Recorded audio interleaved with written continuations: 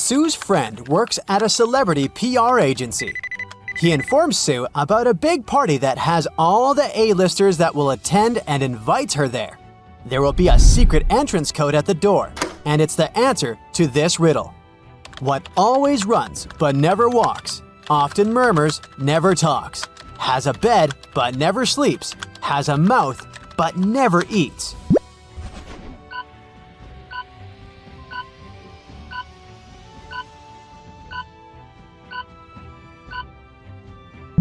The answer is a river. James, Charles, and Harry participated in the 76th Adventure Marathon.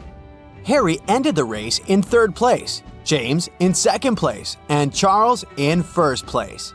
However, right before they were given their medals, Charles got disqualified. Can you tell why?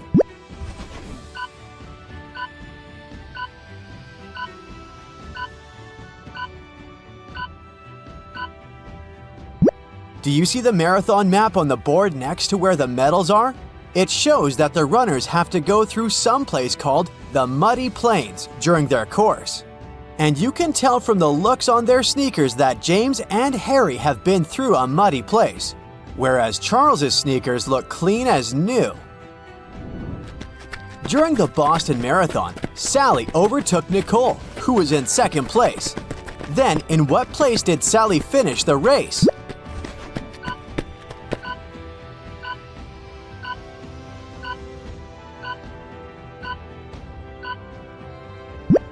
She finished the race in 2nd place because the riddle states that she overtook Nicole in 2nd place, which means she took over Nicole's position and became the new 2nd place runner. Janine was a biology teacher. At the beginning of the semester, she gave each student one seed and said that only the person who grew the most beautiful flower would get an A in her class. By the end of the semester, all students came back with beautiful flowers except Billy, who came with an empty pot, but he was the only one who got an A. Why is that?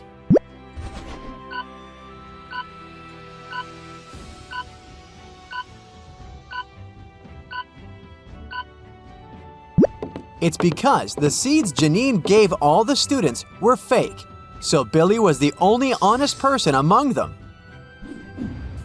Charlie's father was a wildlife photographer, and he always wanted his son to experience how it felt to be around wild animals. So, he decided to give him money that would cover all the expenses of an African safari tour. The only thing he wanted in return was for Charlie to take some photos throughout his adventure and send them to him. Charlie did that, but his father got furious and decided not to give him even a single penny anymore. Can you tell why?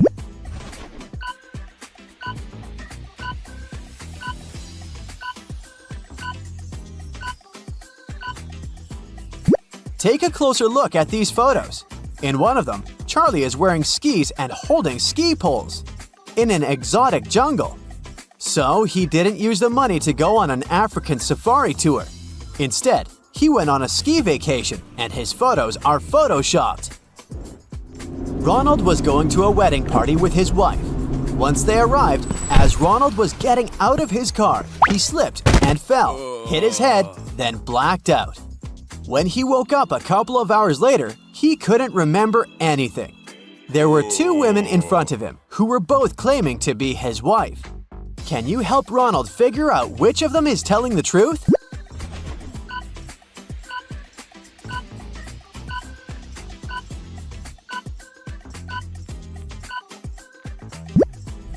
Remember they were going to a wedding party? That's why they were both dressed accordingly.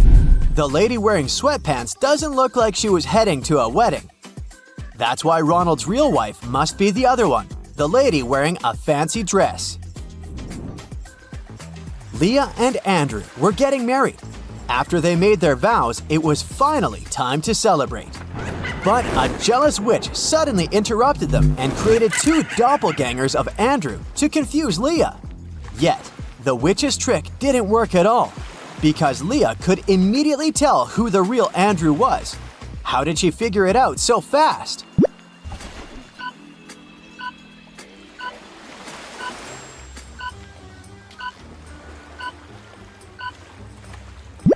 The first and the third Andrew's rings don't match the ring Leah is wearing, so the second Andrew is the real Andrew.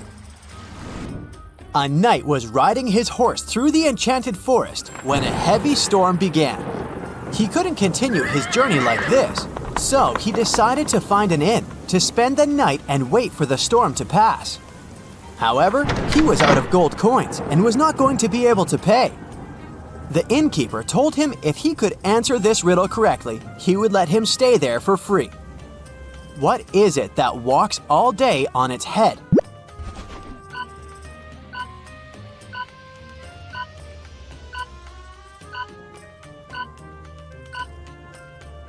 It's a nail in a horseshoe. Sadie was driving to New Orleans at night when her car suddenly broke. She went out to find someone who could help, but there was only one house around. It was a spooky and weird one, but Sadie had no other choice. Once she rang the bell, 3 vampires opened the door for her. Before Sadie could even say a word, each vampire asked for her help instead, claiming that they were actually human and the other 2 real vampires were holding them prisoner. Can you help Sadie figure out who's telling the truth?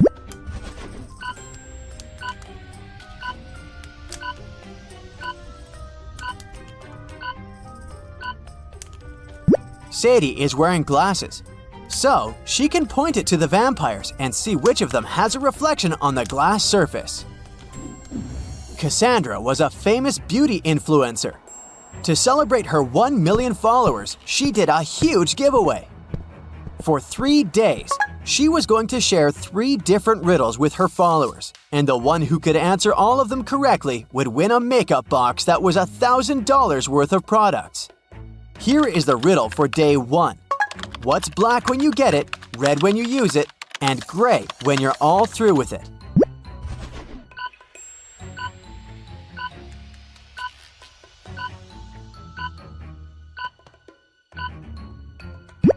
It's charcoal. For day 2, Cassandra shared 2 almost identical looking photos with her followers, but there were actually 3 differences between them. Can you spot what they are?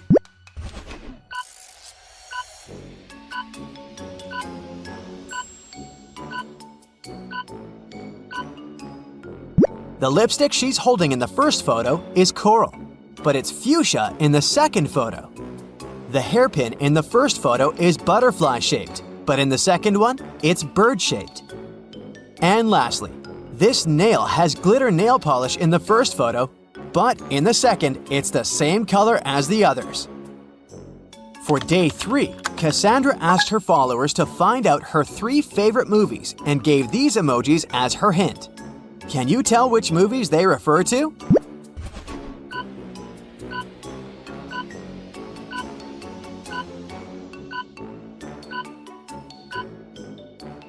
The first one is Silence of the Lambs. The second one is Finding Nemo. And the third one is Edward Scissorhands. Alex is hanging out in his favorite space cafe when suddenly space monsters attack his planet and all the doors and windows of the place get sealed shut as part of the emergency protocol. However, there's actually one way to escape the place safely before the space monsters break the barriers. Can you tell how?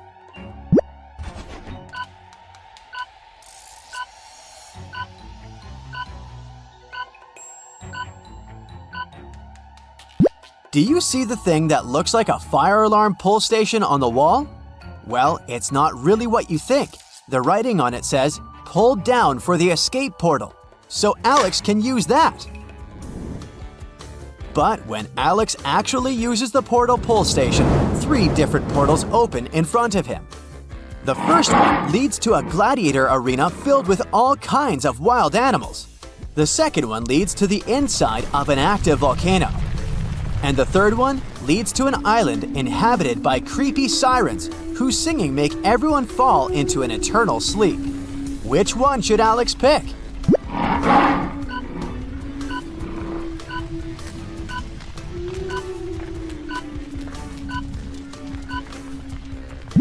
Do you see the headphones Alex has inside his backpack? Well, he can use them to cancel the singing of the sirens, so he should choose the third portal. Alyssa left her gym bag in the dressing room and went to get a towel from the receptionist. But when she returned, her bag was gone. She called security and they interrogated 3 people.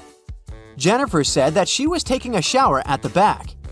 Jessica said that she had left to get something to eat from the vending machine.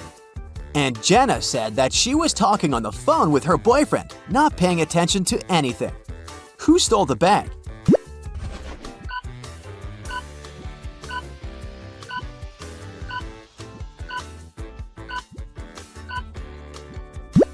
It's Jessica. She said that she was getting something to eat from the vending machine, but there's no food in it, only drinks. Jessica arrives at an abandoned town to film a documentary. Can you count the number of vampires in this field?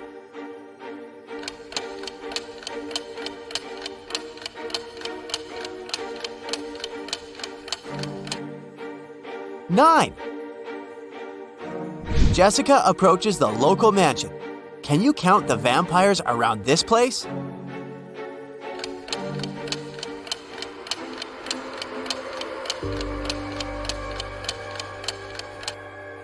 0. We only showed you 7 ghosts.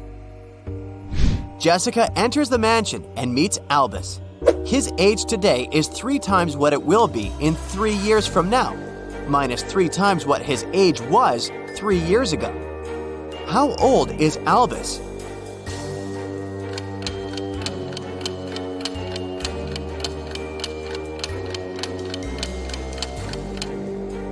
Let's say that his current age is X. Then, the following equation will help to figure out the answer. So, Albus is only 18. Albus hosts a party and invites Jessica. The party goes well, and Jessica makes a lot of interesting videos. But suddenly, the lights turn off for 20 seconds. When the power is back again, Jessica sees that someone has stolen her expensive video camera. Albus questions 3 suspects. Casimir says, "I was eating when the lights turned off. Luckily, I managed to grab the last strawberry cupcake at this party." Morgana says, "I didn't touch her gadgets. I was dancing with Bastian when the lights turned off." Bastian says, "I only came to this party to see Morgana. I didn't look at other women or their things." Who's lying?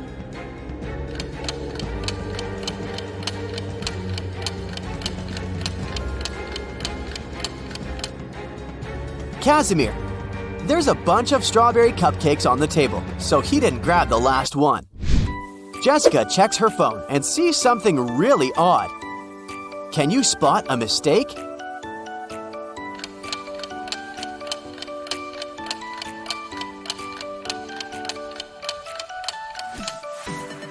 Wi-Fi and airplane mode can't be active at the same time. Angelina, Karen, Margot, and Sandra have a musical jazz band. They arrive at the party to perform at a concert. But just before the beginning, everyone realizes that Karen had disappeared. Albus finds her locked up in the basement of his mansion. "It was dark, so I didn't notice who locked me in." Can you guess who did that?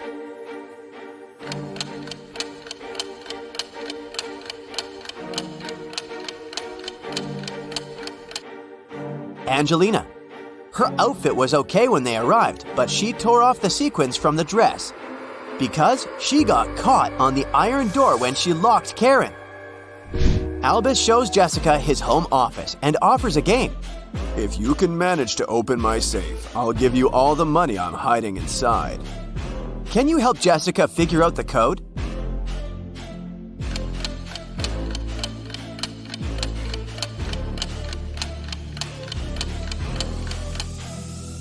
Take a look at the dice in these 2 paintings. It's a clue. The code is 6324. Albus points at these 2 women and tells Jessica, "Meet my wife, Nina." Can you guess which lady is Nina?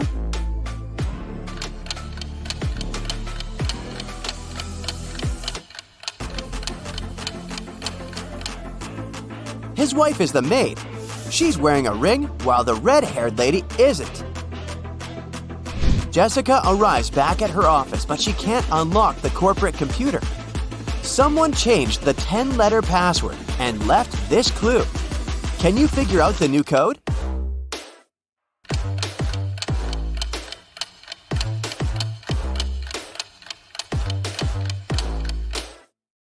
The clue is a rebus, so the password is accelerate. Jessica meets 3 guys online. Later, she visits their places to show how they live. Which guys should Jessica start dating?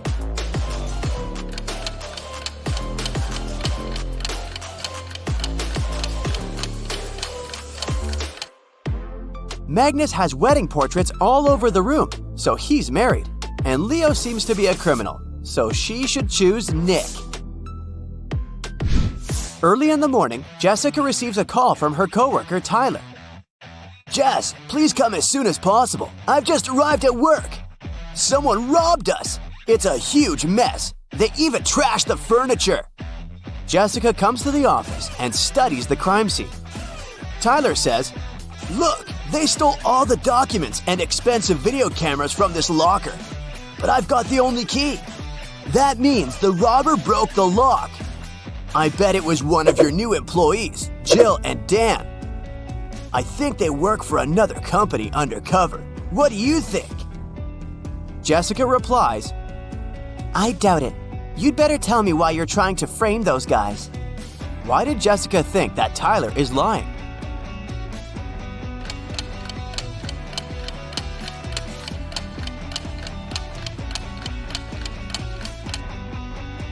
The locker was locked when she arrived. Tyler has the only key. If Jill or Dan had broken the locker, they wouldn't be able to lock it back up. Jessica was invited to an elite billiard room. She finds the entrance, but the door is locked. She needs to enter a 5-digit code. Can you help her figure out the password?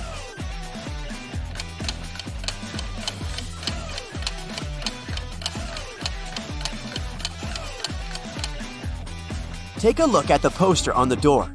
It shows 4 numbered billiard balls organized in a row. These numbers are the password: 8, 15, 3, 4. Jessica is watching the news. A mysterious thief keeps on robbing people in Paris. He sneaks into hotels and steals jewelry and cash from tourists. "Oh no, I'm going on a business trip to Paris tomorrow. I should be careful." The next day, Jessica lands in Paris. She arrives 3 hours before the meeting and decides to check in first. She arrives at her hotel and meets a lonely manager in the lobby. Jessica says, "Room number 505, please." "Of course, let me show you in, miss." Jessica immediately realizes that this guy is the thief from the news. How did she guess?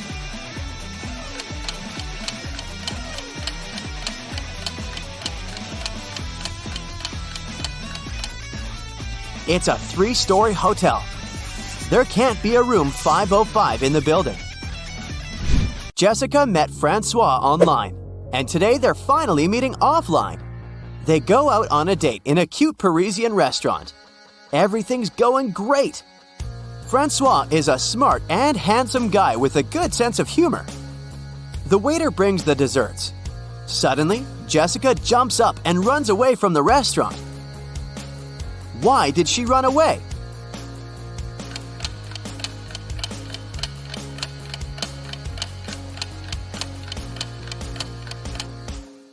Jessica saw Francois's face in the news. He's a runaway criminal. Jessica enters the local gift shop. The owner complains, "Someone stole the goods from my shop. About 10 items disappear from the shelves every week. The staff members have no idea who the thief is." Jessica offers the shop owner to investigate this case. She watches the CCTV footage and identifies who's guilty right away. What about you? Can you spot the thief?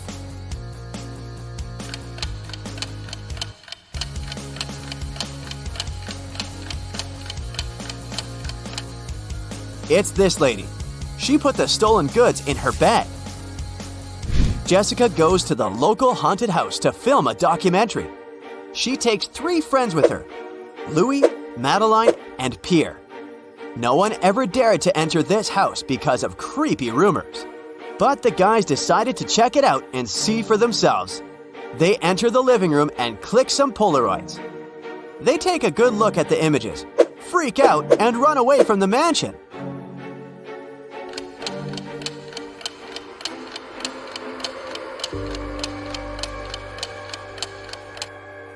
Only 4 people walked inside the mansion. All 4 are standing in this picture. If they're here, who took this shot? A ghost? Jessica finds a puppy on the street and brings it to the nearest vet clinic. The puppy only had a collar with its name, but no information about its owner. After a while, 3 people arrive at the clinic. Each begins to insist that he's the only owner of this puppy. The doctor calls the police and they interview each of them. Clark says, I was so scared. I called the animal shelters in this city, but they didn't know where Fluffy was. Oliver says, I was walking the dog in the park. I turned my back for just a minute and he was gone. I have no idea why he ran away. And Sam says, Honey, I bought a new bone for you. Come over here. Who's the real owner of this puppy?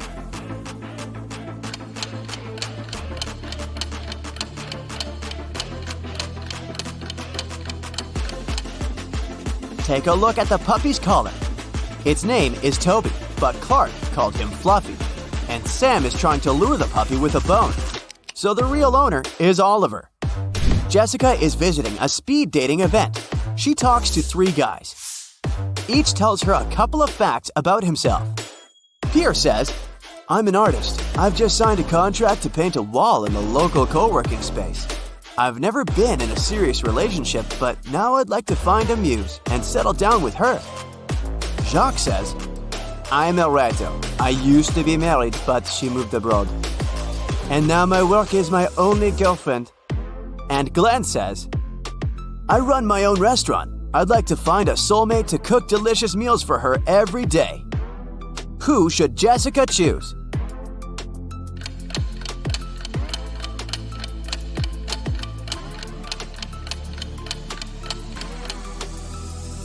Pierre clearly wore a wedding ring. There's a tan line on his ring finger, so he's a liar. Take a closer look at Jacques. His nails are too sharp and his legs are very hairy. It's a full moon, so he's probably a werewolf. It's not safe to date a beast. So Jessica should choose Glenn and enjoy his cuisine. So, riddle me this. Amanda loved cats very much. One day, she visited an acquaintance and met her lovely Persian cat. Amanda asked her acquaintance how old the cat was. Well, in 2 years, Luna will be twice as old as she was 5 years ago. Amanda nodded and continued petting the cat. And did you understand how old the animal was?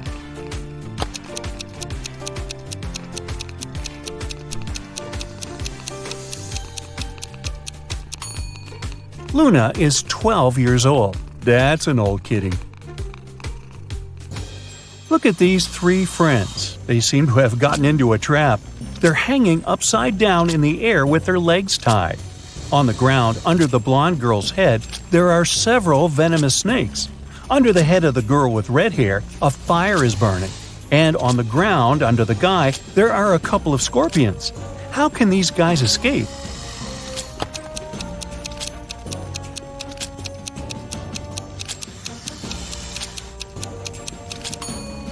See that black cloud with lightning?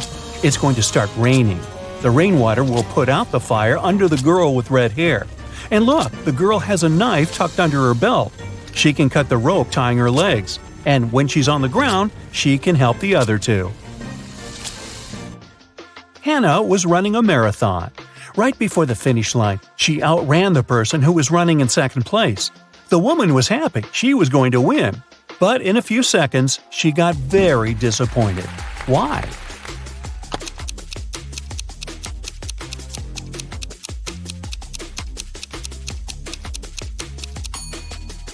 Hannah was still the second best. She was faster than the second person, not the first. Olivia was a secret agent on a mission. At one point during the mission, she had to get into a room with ancient artifacts. But to enter, she needed to choose between two doors. In front of them, there were two guards. Soon, Olivia realized that one guard always lied and the other always told the truth. One door was safe to open and the other hid a terrible danger. The secret agent could only ask one guard one question to figure out which door she needed to go through. What question should it be?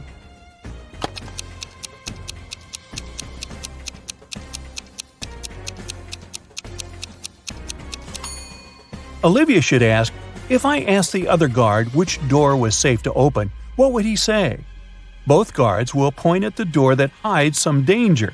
The lying guard, because he's, well, always lying, and the guard who tells the truth, because that's what the lying guard would tell Olivia. So the woman just needs to open the other door. Liza was working as a teaching assistant at a college.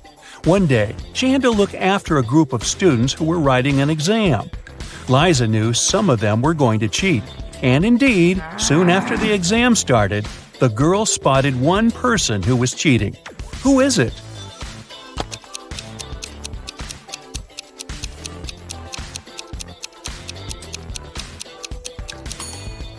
It's the guy in the back of the classroom. He's got the answers written on his ruler. Can you figure out which of these two watches is real and which is just a toy?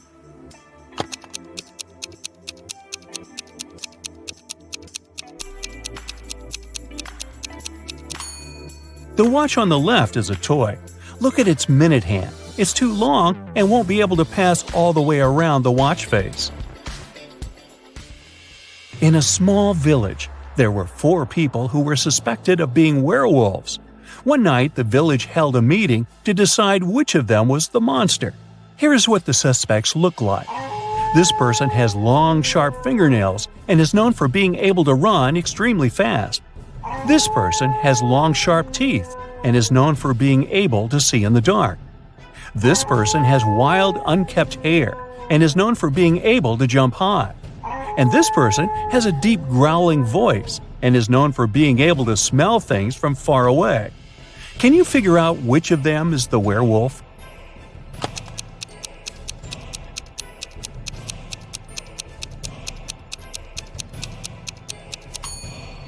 Suspect B is the werewolf. The description of long, sharp teeth and being able to see in the dark are both typical characteristics of werewolves in mythology and folklore. While the other suspects have unusual traits as well, they are not necessarily associated with werewolves. Joe has a friend, Lucas, who never answered any questions directly. Once, Joe sent Lucas a message inviting him to join their common friends in a cafe. Lucas's answer was kind of weird. Sorry, no money, JOBINJOB. Luckily, Joe knew his friend well enough to understand what he meant. But can you figure it out?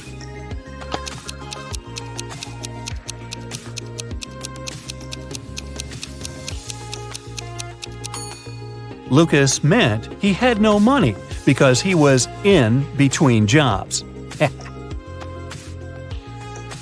Look at this bizarre wedding. What do you think? Why are these people, who are about to get married, wearing black balaclavas?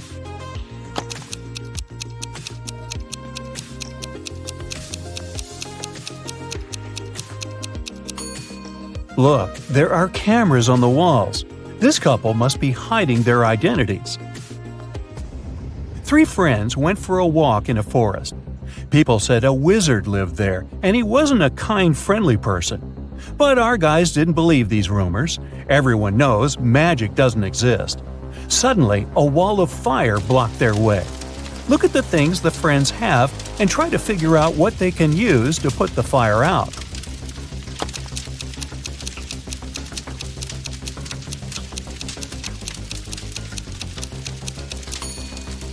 They could use this bucket to bring some water from that puddle, but it wouldn't be enough to put out such a large fire.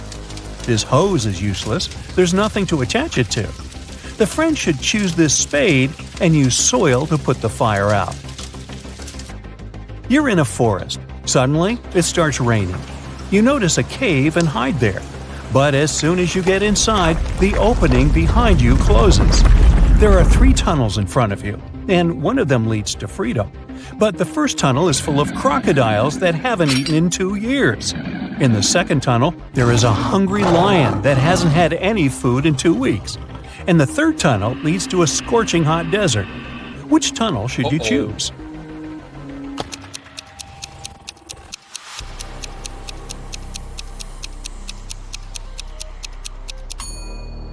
You should wait until the desert cools down at night and follow the third tunnel. As for crocodiles, yes, these animals can indeed live without food for up to 2 years. Lions can also survive for 2 weeks without eating anything. But before you get a chance to leave the cave, you hear some deafening noise. It's a landslide. The tunnels end up blocked, but you now see 3 other passages. A fire-breathing, wait, is it a dragon? Is guarding the first passage. The second passage is filled with hundreds of poisonous cacti growing there. Their spines are covered with an extremely toxic substance. And in the third tunnel, you can see the red eyes of some very hungry wolves. Which tunnel can lead you to safety?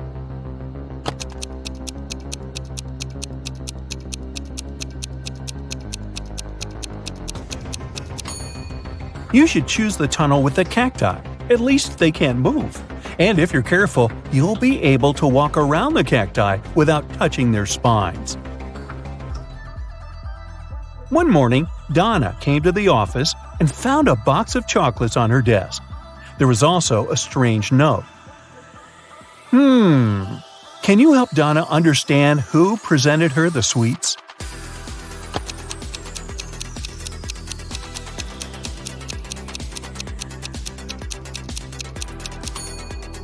Her secret admirer is Ryan. Those are not dates. The number actually means the needed letter in the name of the month. A man told his boss, "Don't take your planned flight today. I had a dream last night that if you do, it might end badly. Your plane will crash." The boss fired the man. Can you figure out why?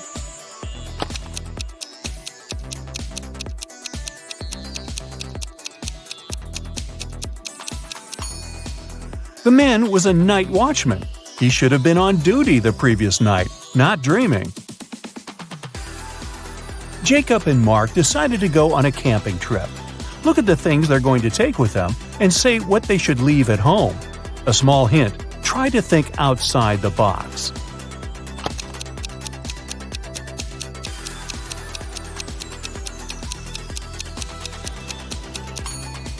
Look, a tent, game, rice, lamp. All of these words consist of 4 letters. But a chair? This word has 5 letters. The friends should leave it at home. A man went around the world in a ship, and still he was always in sight of land. How is it possible?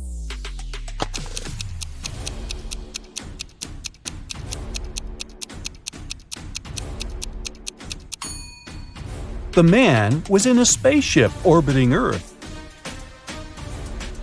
Hannah's birthday is on January 23rd, but she always celebrates it in the summer. Why?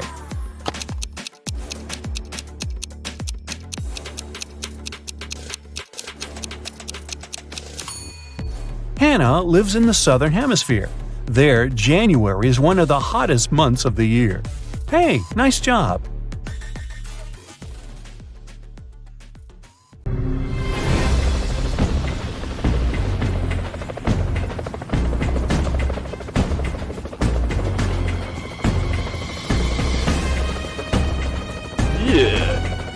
I know a great way to energize your brain. A new portion of Tricky Riddles. Are you up for some detective activity? Then let's start. Brandon missed lots of lectures, and as a result, the guy had problems with his professor. The man agreed to give the student a second chance, but only if he fulfilled the task the professor had for him. I'll give you 1 glass of milk and 1 glass of water. You'll need to pour the 2 liquids into a bowl. But you should be able to separate the milk from the water later. And you can't use any kind of dividers. Brandon spent several hours mulling over the problem and cracked this riddle. What did he do?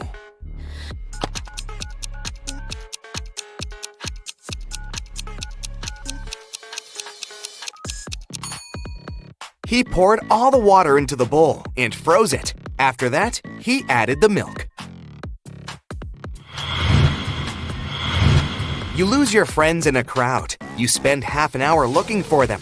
And finally, here they are. What is the first thing you do as soon as you see them?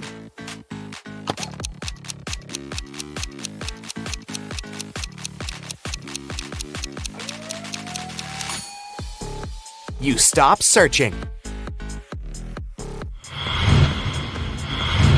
Can you figure out what this rebus puzzle means? Give, give, give, give.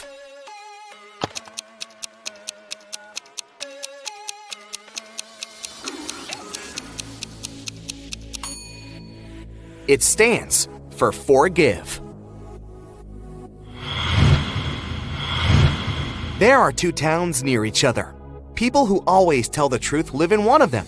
Liars live in the other. The inhabitants of the town often visit each other. What question should you ask a passerby to find out which town you're in?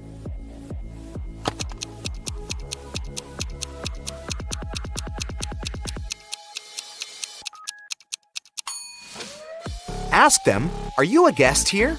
If they answer yes, you're in the town of liars. If they say no, you're in the town where honest people live. Look at these ladies. One of them has stolen a watermelon. Can you figure out which one it is?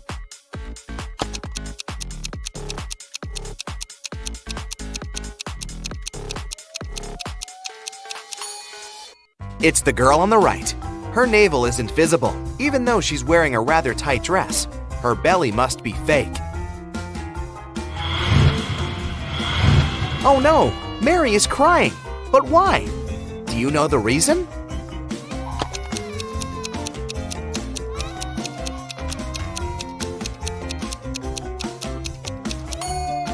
First of all, Mary is the girl on the left. Do you see that school bag with her name on it? And she's crying because the guy sitting next to her is pulling her hair. Next, can you figure out which car is a transformer?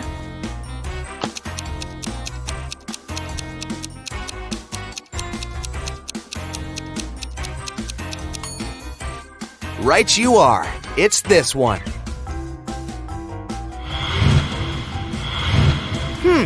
This granny claims the nurse steals her pills, but the nurse says it's a ridiculous accusation. Who's lying?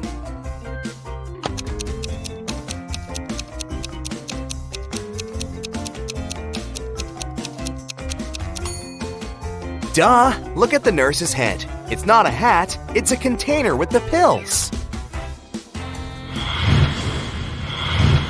Now, you need to figure out which blogger is a vampire. Be very attentive to details.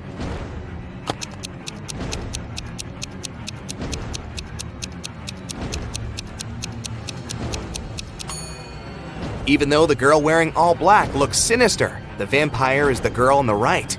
Look, the lamp is turned on. But unlike the girl on the left, the vampire has no shadow. Olivia's husband was a hunter. Once he went on a hunting trip for 3 days, but when he came back home, he brought nothing. The next day, Olivia went to a cafe with several friends.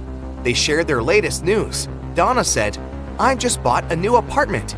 Sarah boasted, "My boyfriend gave me this bracelet for my birthday." Nina said, "And I went skiing to the Alps. It was a fantastic trip, except for those awful mosquitoes." Olivia left the cafe in tears. She was now sure her husband was cheating on her with one of her friends. Can you figure out which one?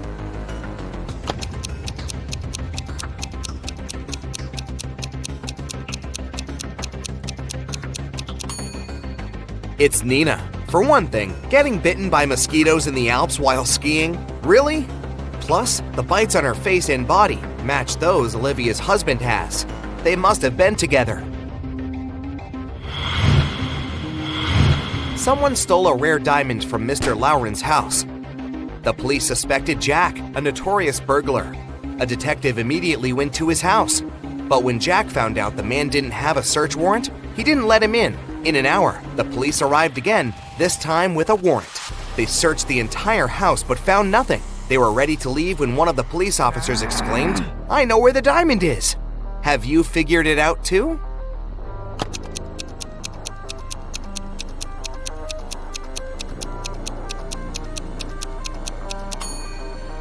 When the police came to Jack for the first time, his hair was much shorter. He must be wearing a wig.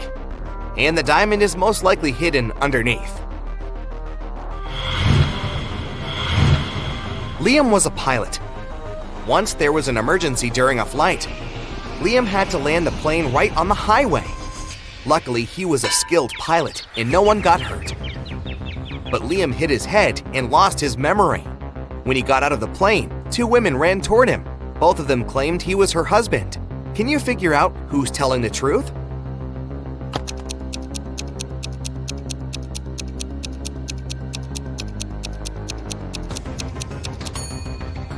The woman on the left is a robot. Look, there's a USB port in her neck. A large ocean liner got shipwrecked, and only 5 people survived. They reached an uninhabited island. They were worn out, hungry, and thirsty.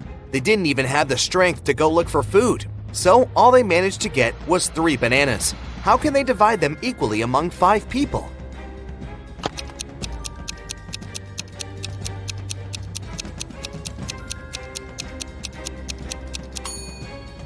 They should cut each banana into 5 pieces. Then each of them will get 3 pieces. Problem solved. Patrick called the police at night. He claimed he had been robbed. When the police arrived, he told them his story. "I was sleeping in my bedroom when some noise coming from the living room woke me up. I rushed there and saw a short man in a mask. When he noticed me, he opened the back door and ran away. He must have got in through the window. He took all my money." The police officers didn't believe Patrick. Why?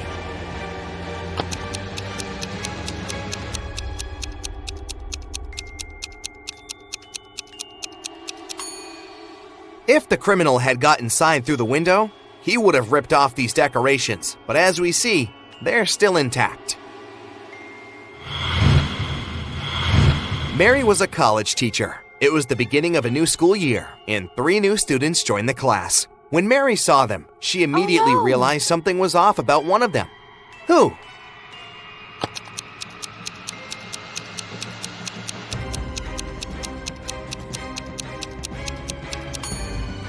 It's the guy in the middle. He doesn't have a shadow.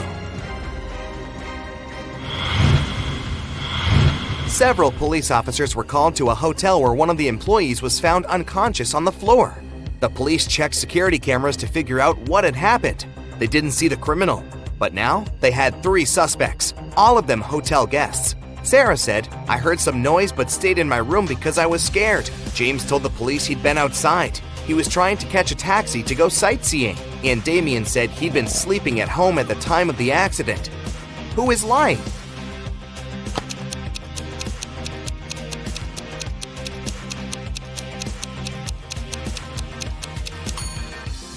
Damien.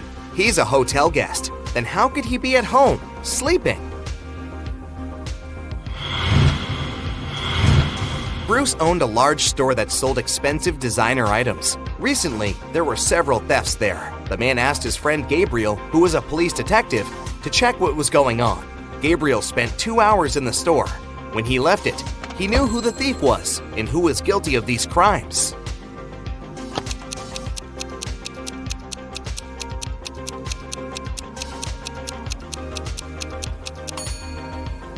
Look, the thief is the detective himself.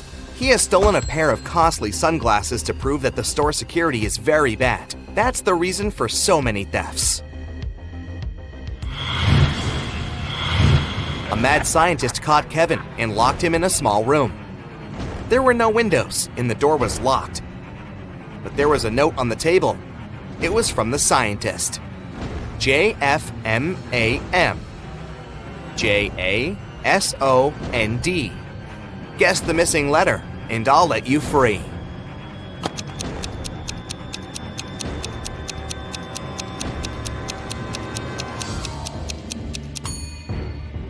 Several minutes later, Kevin was already running away from the strange place. He managed to figure out that the missing letter was J. Those were the first letters of the months of the year, from January to December. In the sixth letter, J, stood for June. Patrick shaves every day, but every morning, he finds his beard to be just as long as it was the day before. How come?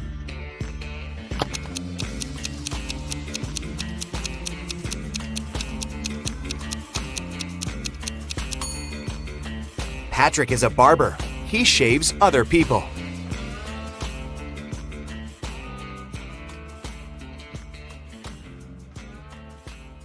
Hey, Brightsiders, your regular brain workout is ready. Hope you've come prepared. Let's start. Patrick called the police. The man seemed to be extremely worried. My wife Victoria took our dog for a walk in the afternoon. Several hours ago, our pooch returned alone. I don't know where Vicky is. The police questioned the suspects, people who were often seen near Patrick's house. Mrs. Summers said she'd been watching TV all day long. I was busy delivering mail, said the mailman. I didn't have time to linger in this area, and I didn't see anything. And Mr. Thomas told the police he'd been working in his home office.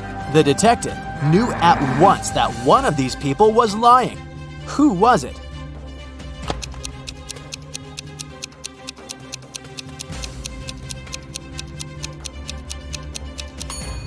It was the mailman.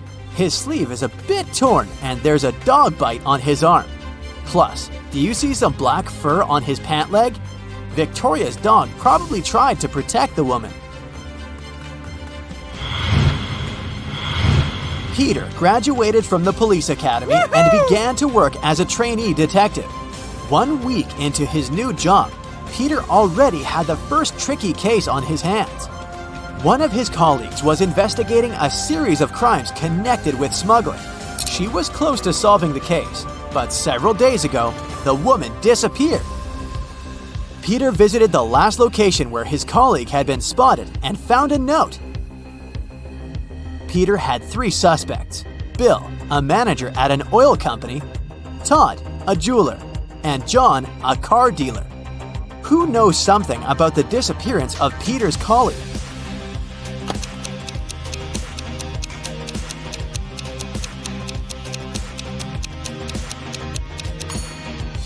Peter managed to prove he deserved his detective badge. The guy turned the message upside down and tried to read it that way.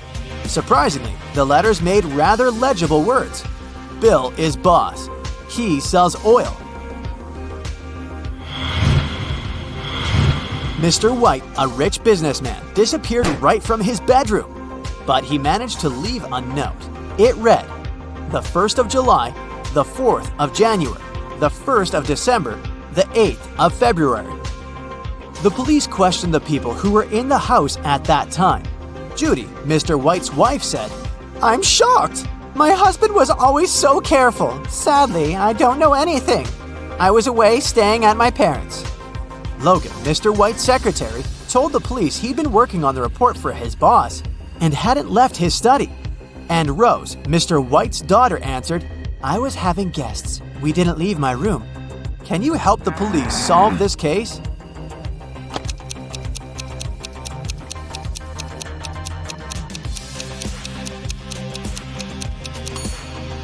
The one behind Mr. White's disappearance is his wife.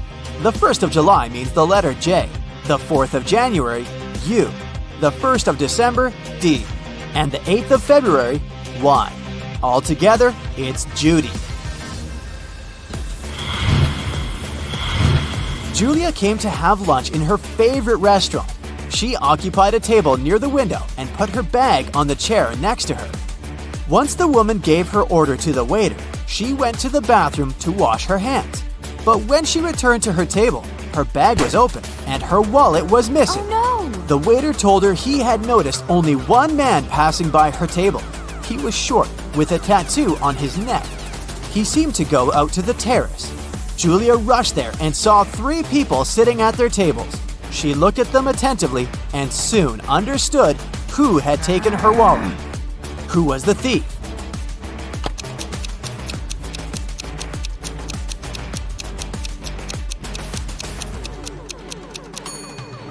It's the young woman on the right. You can see a wig and some men's clothes in her bag. Plus, she's wearing a turtleneck to cover her tattoo. Jennifer was late for work again. Her boss was furious. He told the woman he'd let it slide this time if she cracked his rebus puzzle. I'm A, B, C, D, E, F, G, H, I, J, K, L, M, N, O, P, Q, R, S, T, V, W, X, Y, Z. This riddle was too difficult for Jennifer. She couldn't solve it and was fired. And how about you? Can you figure out the answer?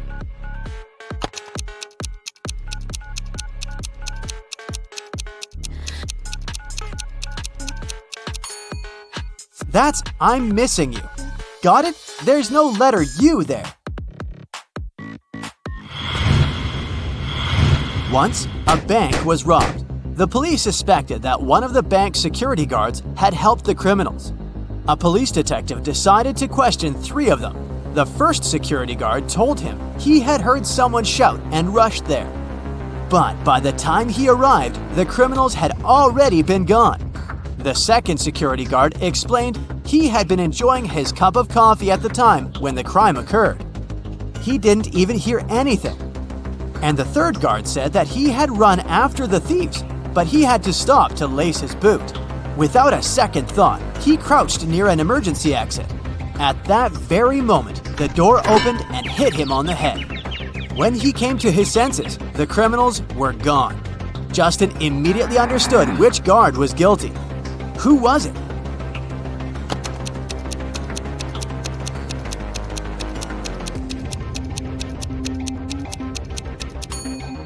It was the third security guard. All emergency doors open outwards for safety reasons.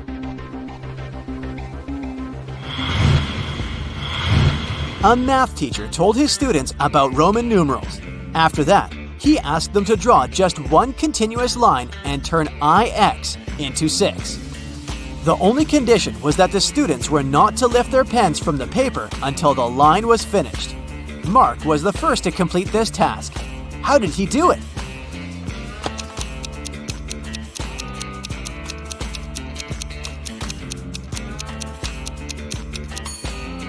He drew the letter S in front of IX and got 6. Look at these couples. There's something seriously wrong with one of them. Which one?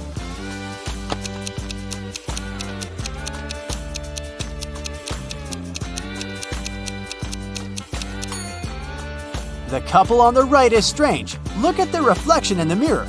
It's all messed up. Nick called his wife Lauren from his office and promised her he would be home by 8 o'clock. That day was Lauren's 35th birthday. She had been getting ready for the party for 3 days, ordering food, sending invitations to her friends, and decorating the house. Nick came home at 8:05. He brought a cake, beautiful flowers, and an expensive bracelet. But Lauren was mad at him. Why?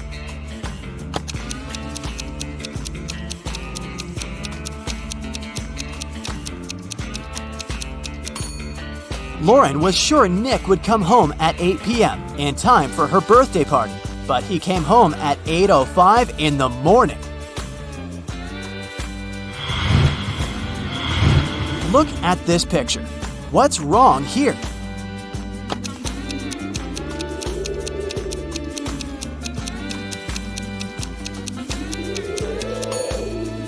Flowers don't bloom outside in the winter. How about this picture?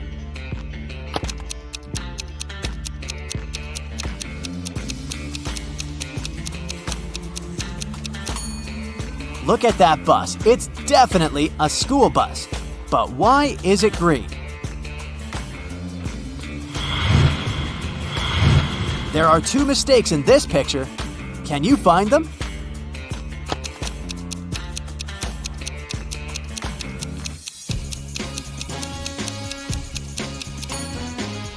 That lady is eating her soup with a fork. And there's a frog on that girl's plate. Yikes! Look at the picture and try to figure out what doesn't fit here.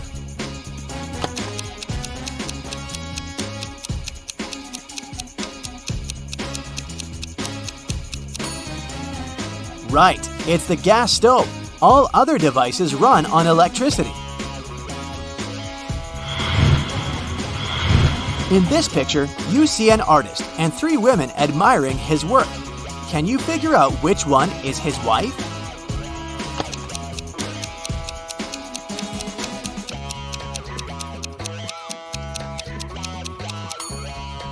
It must be the woman in the middle. Have you noticed that the artist and this lady have the same blue paint stain on their clothes? And who is this doctor's wife?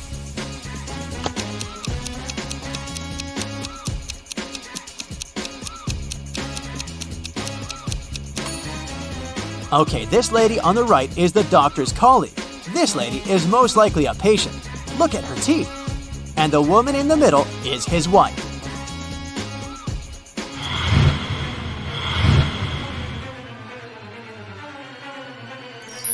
Uh-oh. Now, look at these werewolves. Which one is fake?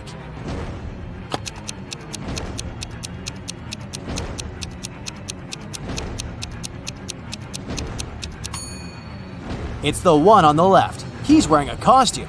See that zipper? Mike came to the police station and claimed that he just had a car accident. A police officer accompanied Mike to the riverbank where the accident had happened. Mike told him that he had lost control while driving and the car had fallen into the river. Mike managed to get out of it and swim to the surface, but the car was gone. Now, he needed to write a report to his insurance company. The officer listened to Mike's story and detained him. Why?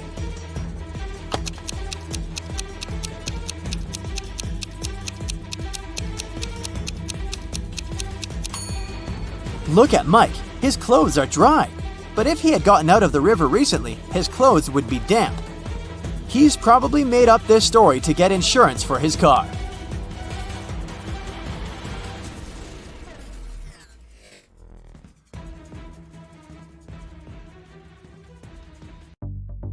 Are you ready to train your brain with the help of these tricky brain teasers? Then let's get started.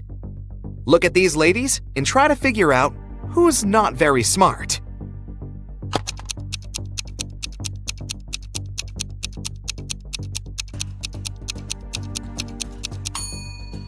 Even though the first woman looks as if she's about to touch a hot iron, the device is actually unplugged, so she won't hurt herself. The second lady, though, is about to touch a heated waffle maker.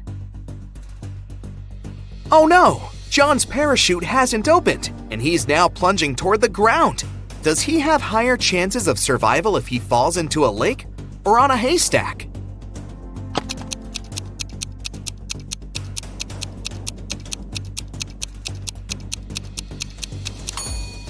He should try to fall on a haystack. Do you see crocodiles hiding near the shore of the lake? What do you think is more dangerous in this situation? A bear or a swarm of bees?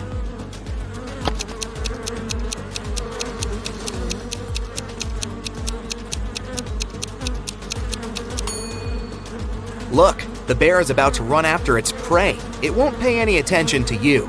But bees seem to be angry. They'll most likely go after you. Look at these people. Who's most likely to survive? The man hanging over the fire? A woman tied over a barrel filled with toxic liquid? Or this guy swinging over a field of sharp needles?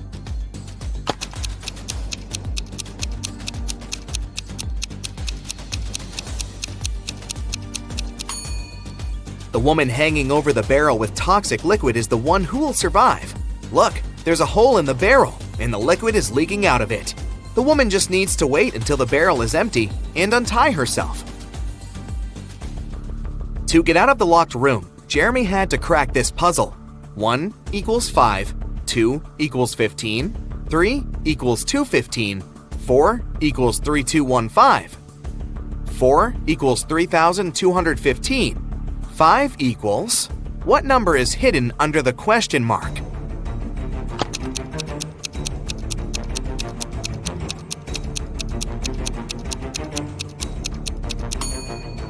It's 1. 5 equals 1 because 1 equals 5. But the door of the room still didn't open.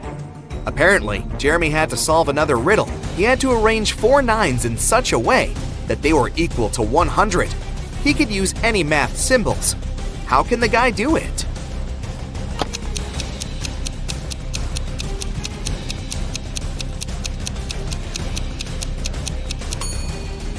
Jeremy figured out the correct answer pretty fast. 99 plus 9 divided by 9 equals 100. You're crossing a railroad bridge when you spot a train coming toward you. The bridge is built over a lake swarming with crocodiles, so jumping into the water is out of the question. How can you survive in this situation?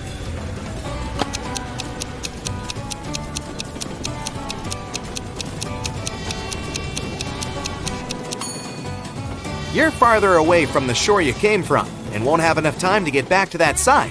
So your only option is to run toward the train really fast and turn left or right when you cross the bridge.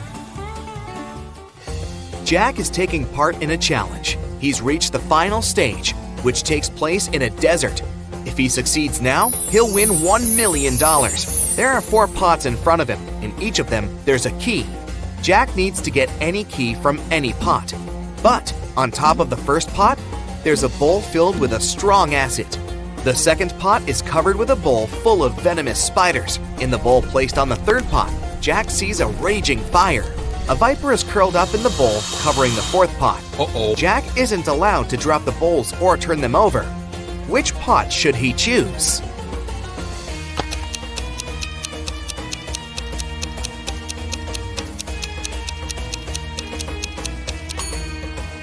The guy should choose the third bowl. He can put the fire out with sand. He's in the desert after all, and get the key. David's company develops apps for smartphones. Right now, he's looking for a designer. He's got hundreds of resumes, but he's chosen just 3 of them. Angela's resume says, "I'm 23 years old, I don't have a lot of experience, but I'm a fast learner and have already designed similar applications." Helen wrote in her resume, "I'm 26 and have 4 years of work experience. You should hire me because I've created lots of TikTok stories that have gone viral." And Eric's resume claims he's 28 years old with 7 years of work experience. He's designed tons of apps and he's been working for Google since the company was launched. David can only hire 1 person, but it's okay because 1 applicant hasn't lied in their resume. Who is it?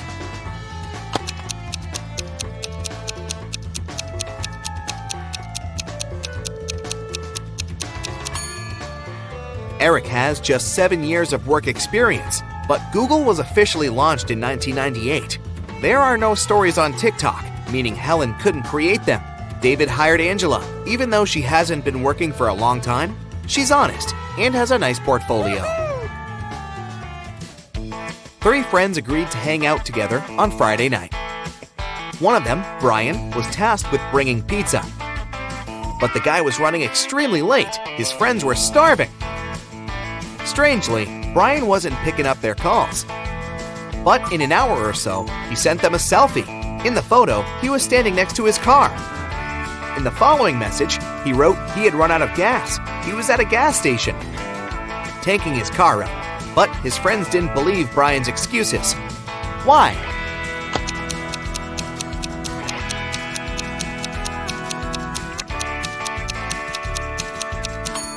In the picture, it's clearly seen that the guy has got an electric car. It doesn't need gas. Mark told his wife he was going on a business trip to Canada and asked her to pack his bag for him. It was winter, so his wife packed a pair of very warm socks, a scarf, and a knitted hat for Mark. When Mark came back, he said that his business trip was successful. Then he asked his wife why she hadn't put his toothbrush and toothpaste in his suitcase. The woman immediately understood that her husband was lying about going on a business trip. How did she figure it out?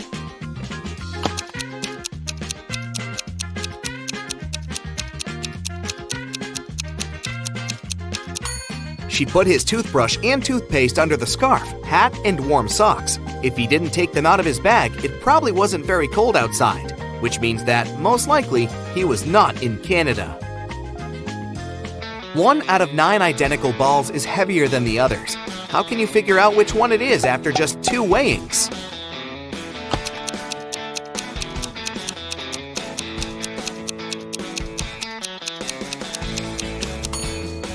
You need to divide all the balls into 3 groups and weigh 2 of them. That's how you can figure out which group contains the heavy ball. After that, you should pick 2 balls from the heaviest group. Weigh one against the other, and you'll understand which ball of the 3 is the heaviest. There was a blackout in the city, but the bus driver still noticed a dog on the road and managed to stop in time and avoid hitting the animal. How did he do this?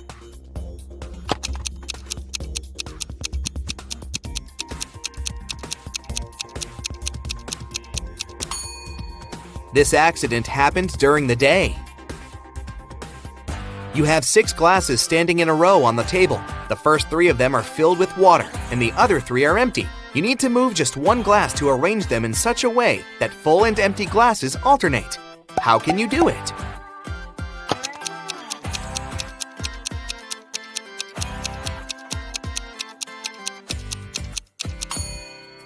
Just pick up glass number 2 and pour the water into glass number 5. You enter a room and see that there's nothing inside but a blackboard on the wall. There are 4 words written on it: pin, check, boiling, view. You have to figure out a 5-letter word that can be added to each of them to make an existing word or word combination.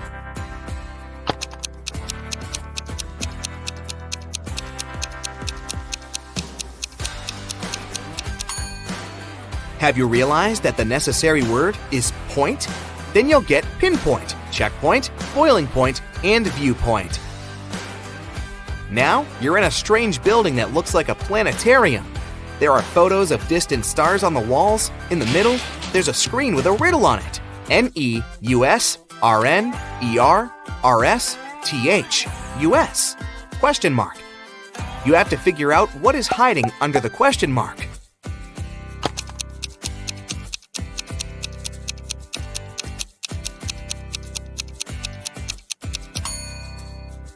If you've realized that the correct answer is RY, congratulations! The list is made up of the last 2 letters of the names of the planets of the solar system, in the order from Neptune to Mercury, Neptune, Uranus, Saturn, Jupiter, Mars, Earth, Venus, Mercury. 2 daughters and 2 mothers went out to a cafe. Each of them ate a slice of pizza, but strangely, only 3 slices were eaten. How come?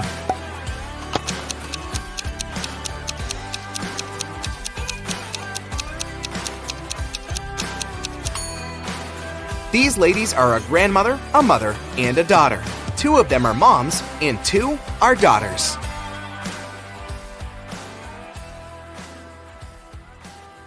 A high-speed express train is leaving in 15 minutes. Security guards are scanning everyone's bags and find one of these 3 bags very suspicious. Can you guess which one?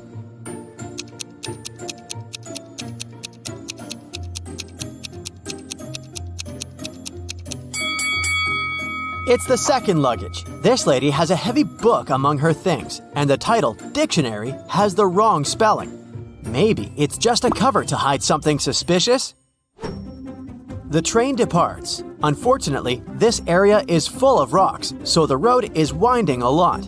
Only one of these routes will lead the train to the final destination. Can you guess which one?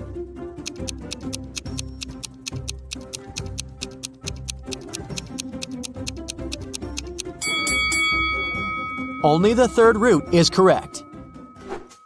Susan is a first-class passenger. She orders a cup of tea. The waiter brings her what she asked for. Suddenly, Susan sees a fly in her cup and gets terrified. The waiter takes her cup and goes to the kitchen. Then, he returns with a fresh cup of tea. But Susan yells, You brought me the same cup of tea! Gross! How did she know?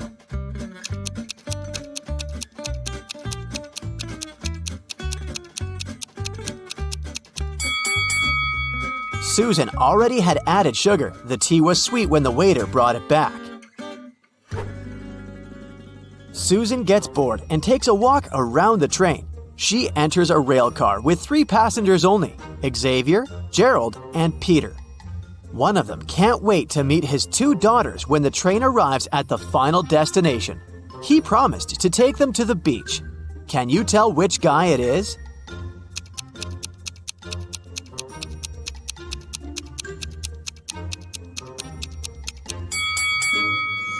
It's Gerald. He has 3 bucket hats on top of his suitcase. These 2 cute bucket hats still have price tags, so he probably bought them for his daughters as a gift. The train has arrived. Gerald rents a car to go to the mansion in the forest where his family lives. Unfortunately, the road is surrounded by multiple possessed wild animals.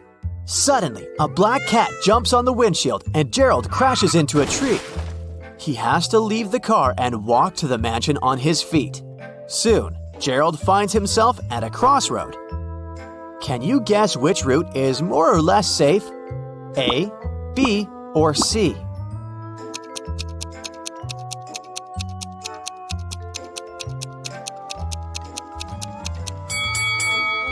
All 3 routes have animal footprints. The bushes on the first route are moving even though it's not windy. This means that some animals are hiding behind them. And there's a pair of eyes shining in the dark on the third route. So Gerald will have to move quickly through the second route. It begins to rain heavily. Gerald finds a fancy mansion along the way.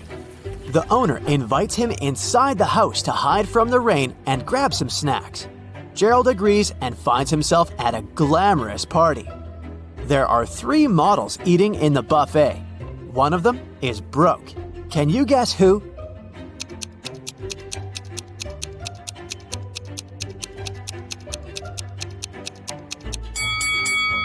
The second lady. Take a look at her bag.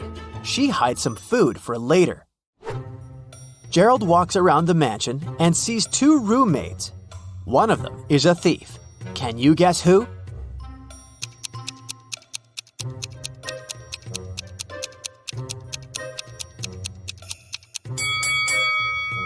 It's not the first maid. There's an open safe with diamonds and cash in front of her, but she doesn't do anything. Meanwhile, the second lady has already hidden a diamond in her bucket, so she's the thief. Gerald eats a snack and falls asleep.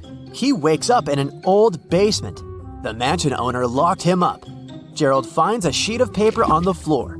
It says, "I'll give you a chance to get out of here. The key to the door is inside this closed bag. Try to get it." Gerald tries to rip up the bag, but the fabric is too tough. He tries to tear it using his teeth, but he almost breaks a tooth. How can Gerald get the key?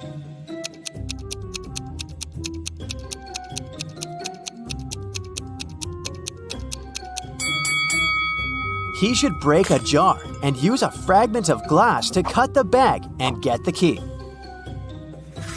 Gerald opens the door and enters a storage room. There are 3 doors leading to freedom. A forest full of hungry predatory animals is hiding behind the first door. The second route is filled with toxic gas that's impossible to stand for even a second. And there's a fire behind the third door. Which way is more or less safe?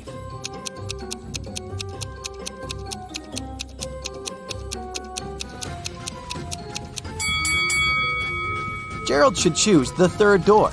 There are bottles of water in the room, and the fire is rather small. Gerald can easily put it out. Finally, Gerald is outdoors. But there are 3 hidden dangers in this garden. Can you find them?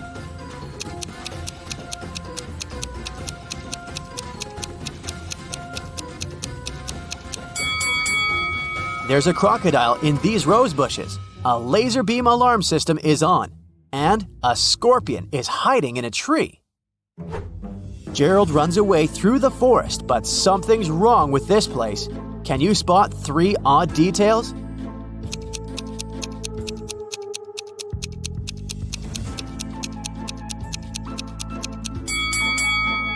take a look at this spruce. Lemons don't grow on this type of tree. This beehive is inhabited by butterflies.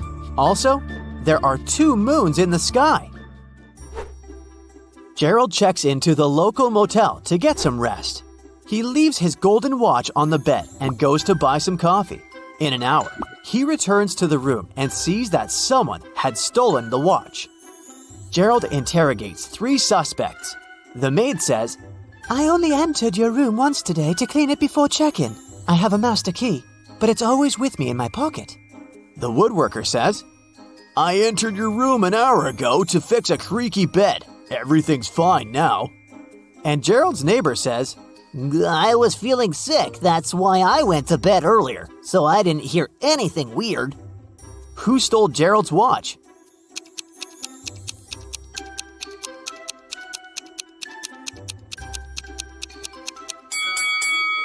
Nobody. The golden watch fell under the bed. See? The next morning, Gerald goes to the motel's lobby to check out. He finds the manager, Lauren, lying unconscious on the floor. Gerald calls the police. They figure out that someone has put Lauren to sleep using an unknown substance and took all the cash. The police officer questioned 3 people who last saw Lauren conscious and healthy: Rose, Violet, and Lily. After checking out the crime scene, the officer arrests one of the witnesses. Can you guess who and why?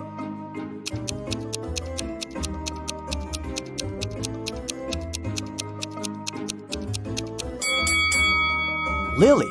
Take a look at her hair extensions. They're not distributed evenly. That's because Lauren pulled out one strand and squeezed it in her fist. She wanted to leave a clue leading to the criminal. Gerald has just come back from his long trip. He's trying to open a suitcase, but realizes that he has forgotten the 4-number code. Luckily, Gerald left a note that can help him remember the code. Can you figure out the code?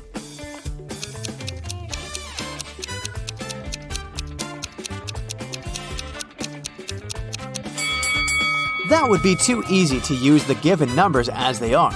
To crack this mystery, we should mind the numbers of letters in each given number. So, the correct code is 5364. Finally, Gerald can keep his promise and takes his daughters to the beach. He also takes some food for a picnic. Can you guess the name of this food by emojis?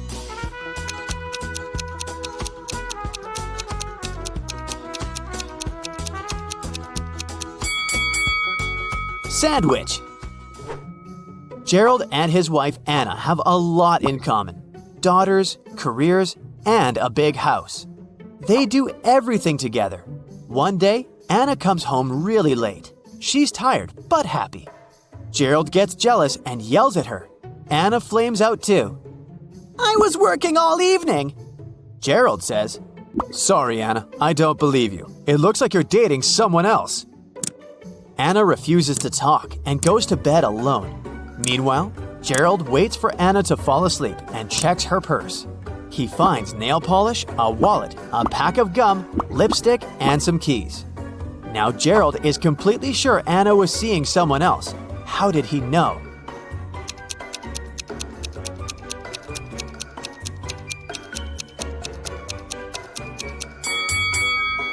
The keys are definitely not from their house. The next morning, Gerald receives an email from his boss. Can you guess the meaning of this message?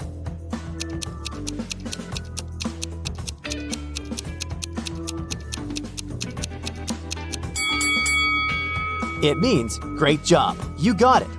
This type of code is called a Caesar box, because Julius Caesar was known as the first one to write codes this way. To decipher the message, simply divide the code into 4 groups of 4. Then rearrange them vertically. Hey, ready for some Valentine's Day riddles? Look at these 3 guys. Which of them is going on a date tonight? Hello.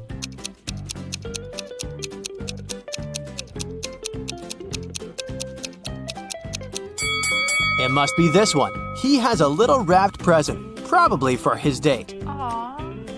Now let's peek inside a restaurant. Which of the three girls is on a date?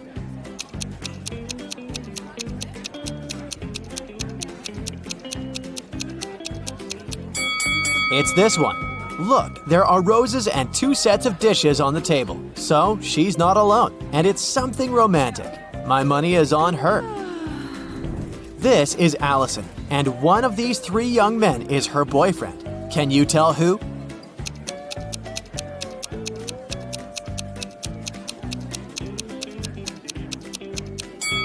It's this one. Look, they have matching tattoos. Take a look at these 2 proposals. Which one of them is fake?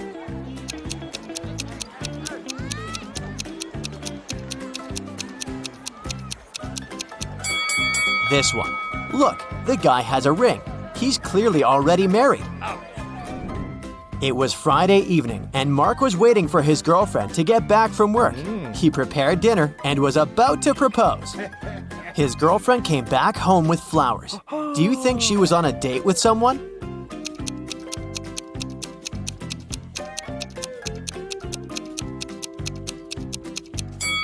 No, she wasn't.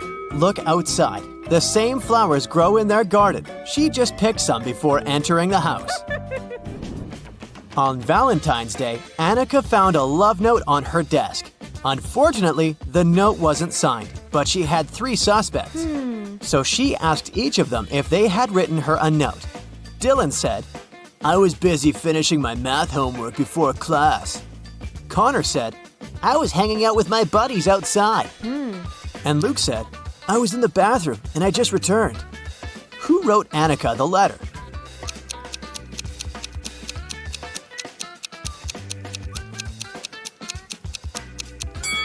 It was Luke.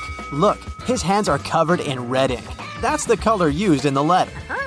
Also, if he had really been to the bathroom, his hands would be clean. On Valentine's Day, Jess found a note in her locker. But the note was weird. It was just a sequence of random letters. Or was it some code? Can you help Jess read the note and figure out who sent it to her?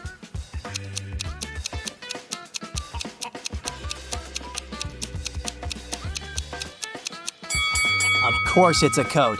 Look, there are 5 groups of letters with 5 letters in each group. Let's put them into a 5x5 table. And now, we need to read this vertically, column by column. Will you go out with me, Colton? So where's that Colton? Michelle was hosting a Valentine's Day party. She invited all her school friends, and everyone was allowed to bring a +1. Either their significant other or a single friend. In the middle of the party, she noticed that her cousin was in the garden talking to some girl, but it was dark and she couldn't tell which girl it was. She just saw that the girl had long hair. When her cousin returned, she knew immediately who he was interested in. Here are 3 girls with long hair. Who was outside with Michelle's cousin?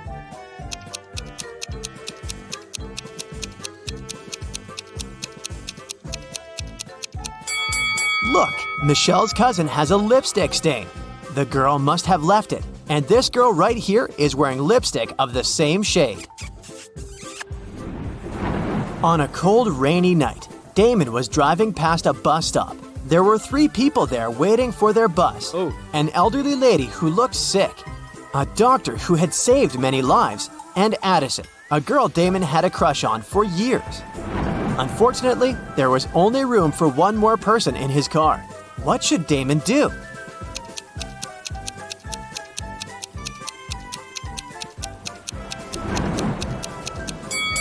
He should give his car to the doctor, who would then take the lady to the hospital. And Damon can stay at the bus stop waiting for the bus with the girl of his dreams. Looking like a hero in her eyes. Yeah. Let's take a little break now. Have you seen any romantic movies? Well, I hope so, because I'll be showing you some emojis, and your task will be to guess what romantic movie they stand for. Okay, here's the first very easy one.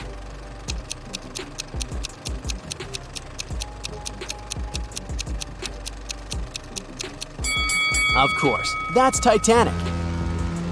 Here's the next one. Nothing much, but it should be clear. Do you know this movie?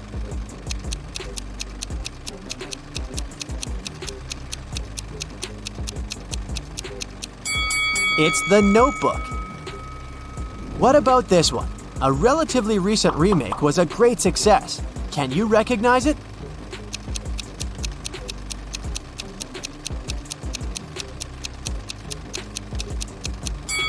It's A Star is Born. Here's the next one. Do you think you can guess it right?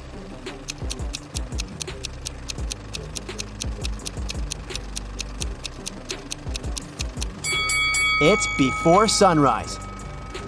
The next set of emojis illustrates another very well-known love story. Can you guess it right?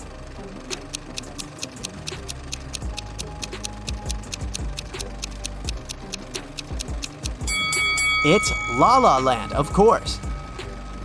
Here's the last one. It's an oldie but a goodie. What do you think?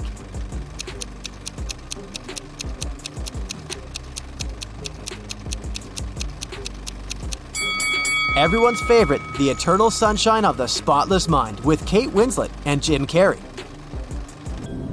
It was Valentine's Day, and Nicole wanted to put a little present in the locker of the student she had a crush on.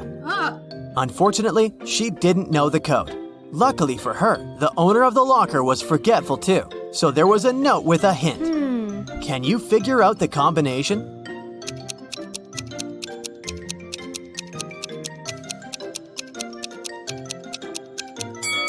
Each number is the number of lines in the respective letter. There is just one line in I, 4 lines in M, 3 in H, and 2 in T. So, following the same logic, there are 4 lines in E, 2 in L, 2 in V, and 3 in Z.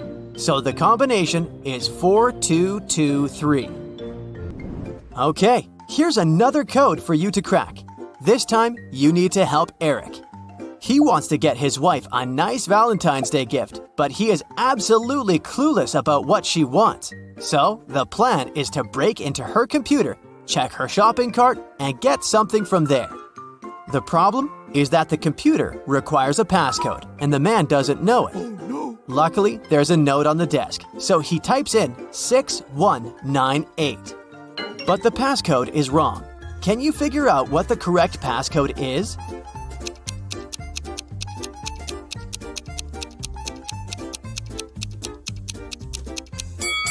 The note is just turned upside down. Eric should try typing in 8619 instead.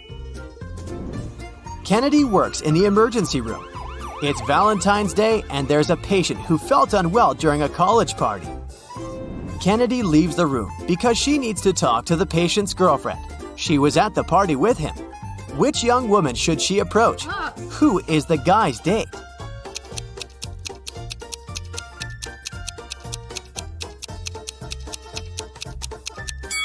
Keep in mind that the couple was at a party, so they must be dressed nicely. The patient's date is most likely this woman in a pretty dress. Now, let's do some exercises to train your eyes. Here's a bunch of hearts. Can you find one broken heart?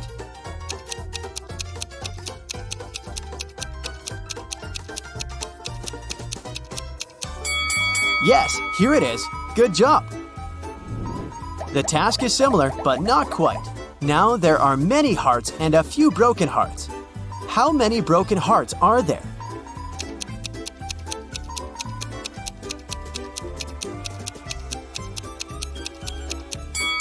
There are 5 broken hearts here. Have you found them all? Kelsey came to an antique store to get some presents for her boyfriend for Valentine's Day. She needed a baseball cap for him, an antique pocket watch, and a toy car from the 1920s. Can you help her find all these items for her boyfriend?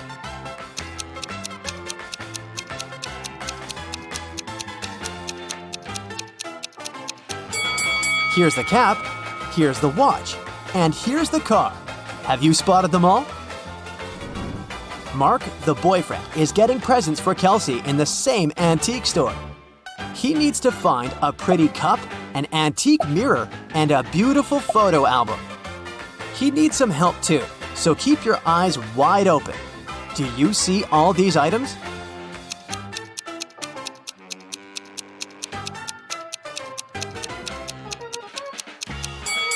Here they all are.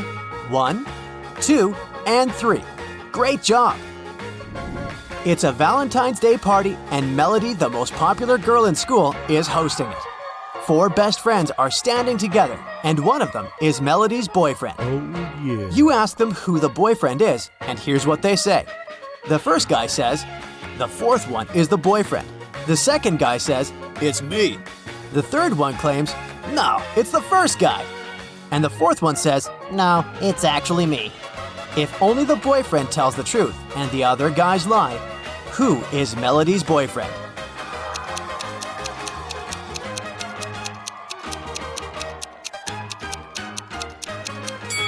Only the boyfriend tells the truth, so he will say, "I'm the boyfriend." So it's either the second guy or the fourth one. But if the boyfriend is the fourth guy, then the first one is telling the truth too. So, Melody's boyfriend is the second guy.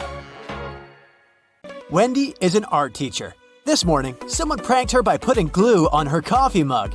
She questioned 3 suspects. Blair says, I didn't do it. I was too busy painting these beautiful flowers. Jason says, "I overslept and came to the studio later than you." And Zara says, Why would I do that? You're my favorite teacher. "Who did it?"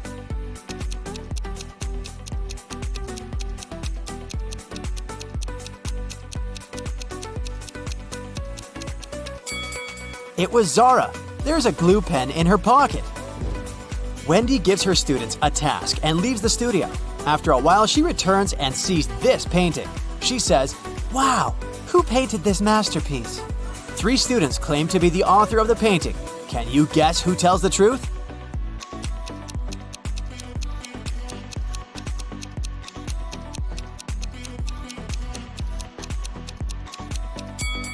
To solve this mystery, we should take a look at their palettes. Only this student has all colors that match the painting.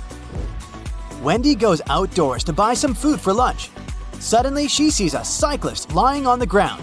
Can you guess what happened here?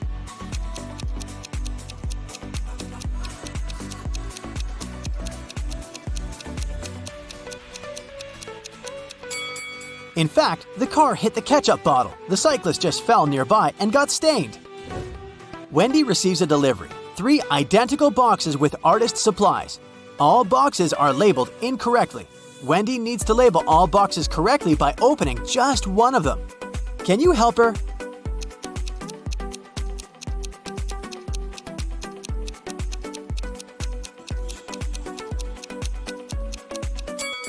Since all 3 boxes contain the wrong items, Wendy should open the third box. If it contains watercolor, the first box will definitely have brushes, and the second box, watercolors and brushes. And if she finds brushes in the third box, the first one will contain both watercolors and brushes, while the second one, watercolors only. The delivery guy walks outside and yells, "Hey, call the police! Someone stole my car!" The police begin an investigation and find these 3 suspects. One of them is a thief. Can you guess who?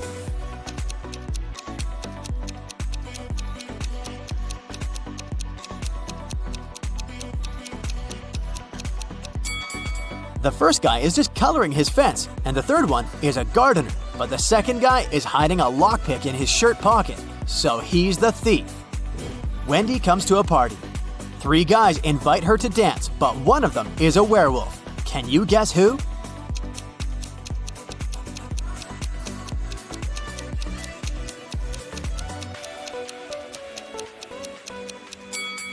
The first guy is just wearing a werewolf costume.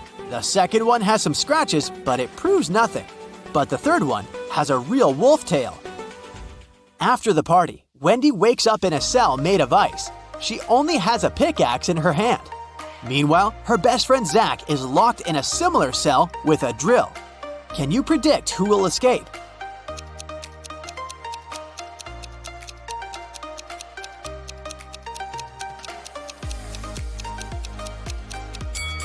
Only Wendy will escape. Zach can't use a drill without electricity.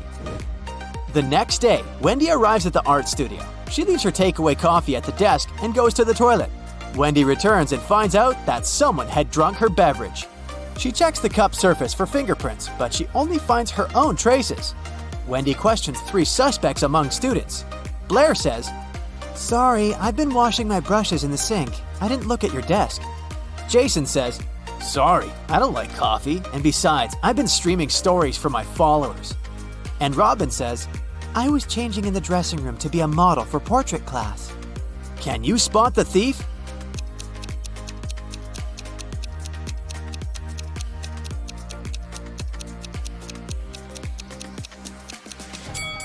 It was Jason.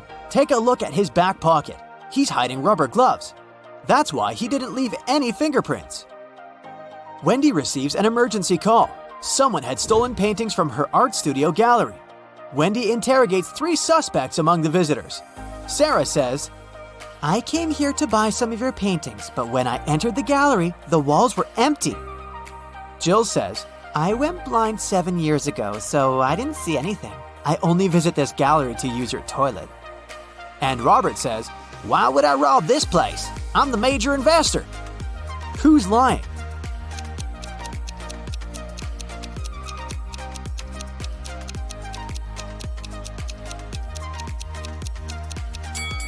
Jill. If she's really blind, why did she bring this photo camera with her?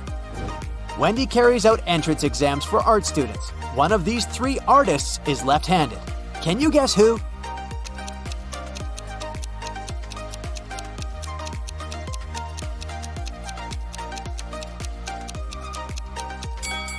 It's the 3rd guy. It's easier for lefties to hold a palette in their right hand and paint with their left. This way, his left hand works and the right one stays static. During exams, one guy named Bobby gets very sick and faints. Wendy calls the ambulance and takes him to the hospital. She's just met Bobby, so she doesn't know his relatives, but still, Wendy manages to notice his wife in the hospital right away. Can you spot her too?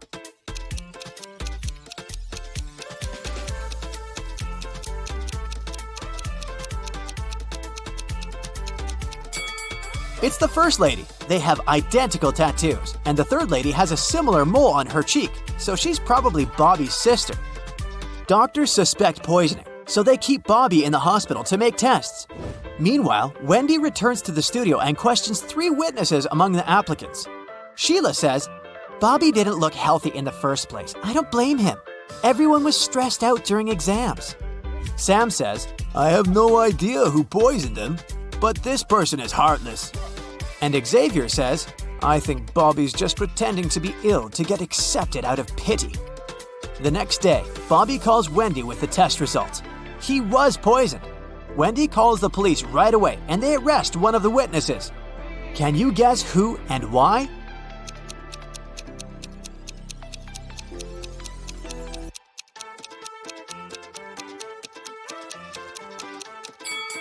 Sam. He knew about the poison before the test results were ready.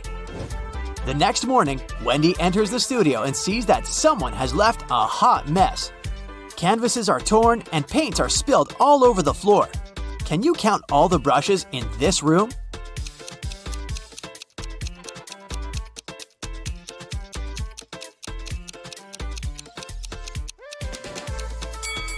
"13. What about the glass jars? Can you count the exact number?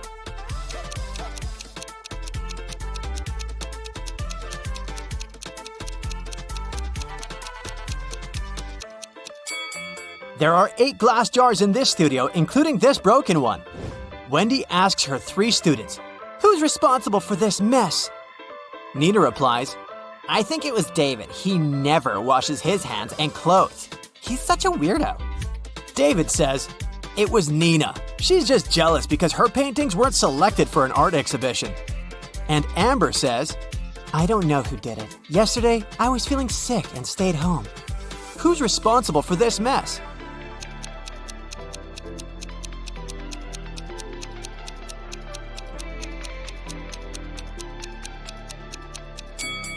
Take a look at the canvas frames. They're all signed. The only canvas that wasn't torn has David's name on it. Therefore, he ruined the studio and his rival's works.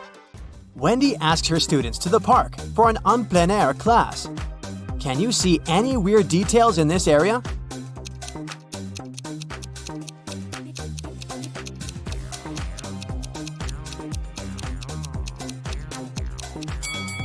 This is an apple tree, but why are there so many oranges under it? Two students have painted almost identical pictures. Can you help Wendy find 3 differences?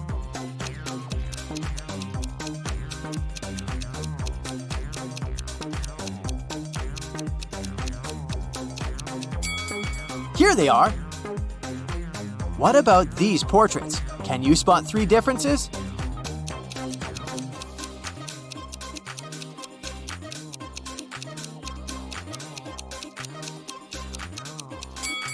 Over here.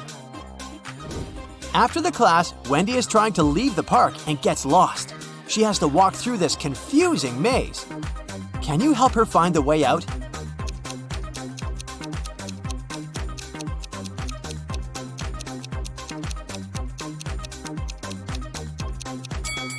Only the first path is correct. On the way home, Wendy enters a supermarket. Can you count the number of cacti?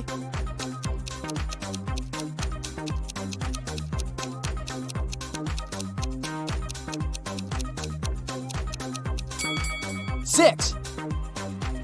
Someone had broken the most expensive car in the parking lot near Wendy's apartment building. The police interrogate 3 witnesses to find out who's guilty. Carl says, "This is my car. I parked it as usual and went home. Wendy woke me up with her call." Gia says, "I was just having a yoga class in a studio nearby. This car belongs to my ex-boyfriend Carl. Too bad he loved this car more than me." And Peter says, "Carl's my neighbor, but he's not my best friend, if you know what I mean. I've been working all day and just arrived." Who broke Carl's car?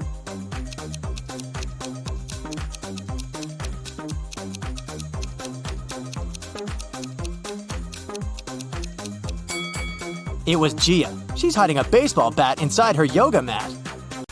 Veronica works in an aqua park. She turns on their shared laptop to write down some tasks. But unfortunately, her new coworker Frank had changed the password. Can you help Veronica figure out the new code without asking Frank?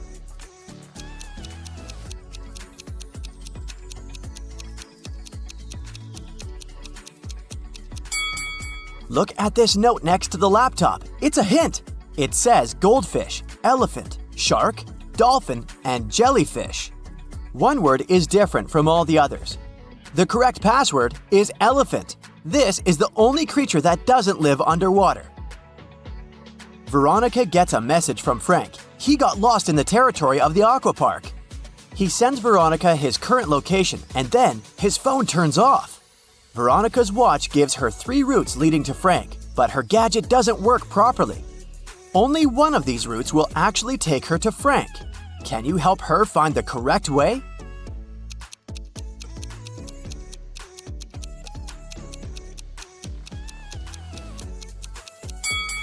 Route B seems pretty twisted, but it's the only way. Veronica finds Frank in a storage room with swim rings and surfboards. There's something really odd about this place. Can you spot what exactly?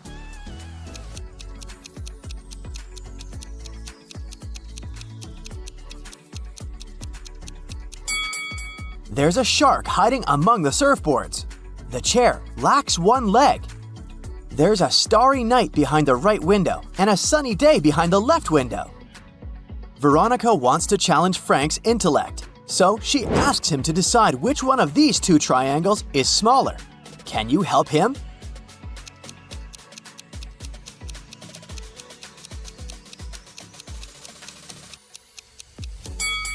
In fact, both triangles have identical sizes, but different colors create visual confusion. What about these 2 swim rings? Can you tell which shade is lighter?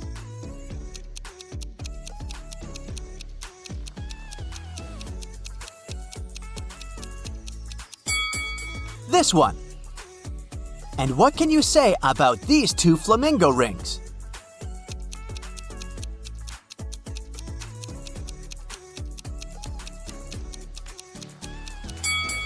In fact, they're absolutely identical. Veronica goes to the central pool to check if everything's okay. Can you help her spot 3 weird things?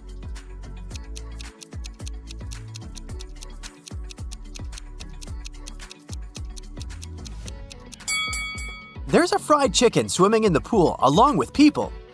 The pool lifeguard is turning into a werewolf. Take a closer look at her feet. And this swim ring is torn, but it doesn't deflate. Veronica arrives from work and approaches her apartment building. Suddenly, an old TV plummets on the car of her neighbor, Josh. Seems like someone did it on purpose. They call the police and a detective interrogates 3 people living in the building. Sally says, "I just came home. Why would I destroy Josh's car? He's my boyfriend." Tyler says, "The apartment I live in is not under Josh's car, and besides, my right hand is fractured. How could I pull this off?" And Josh says, "It's a new car. I bought it a week ago. But it's okay. I have insurance, so I'm not worried." The detective figures out who did it right away. What about you?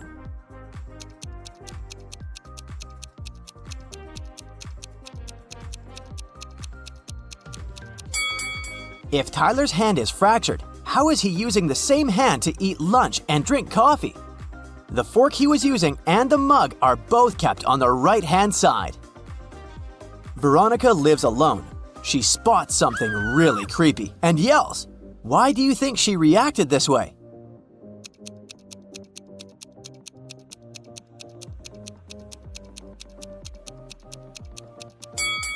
Take a look at the window. It's closed, yet the curtains are moving. Veronica goes to the kitchen and finds another mystery. Can you guess what's wrong here?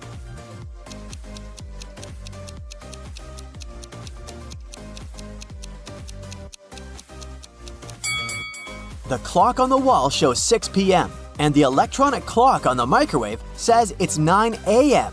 Meanwhile, it's nighttime outside the window. She goes back to the bedroom and freaks out again. Someone had written these creepy letters on the wall. Can you figure out their meaning?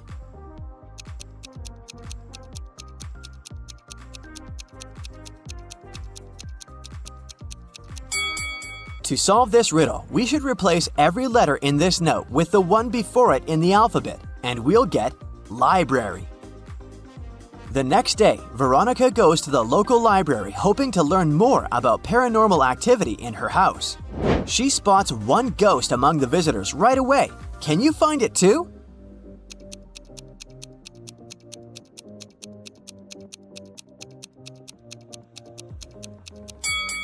It's this lady over here. She's the only one who can't grab a material book.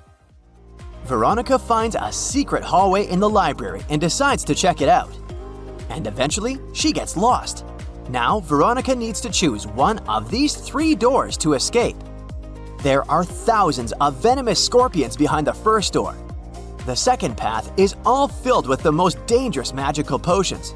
They are all fatal for any human when injected. And there's a tank with a family of crocodiles behind the third door. Which way should Veronica choose?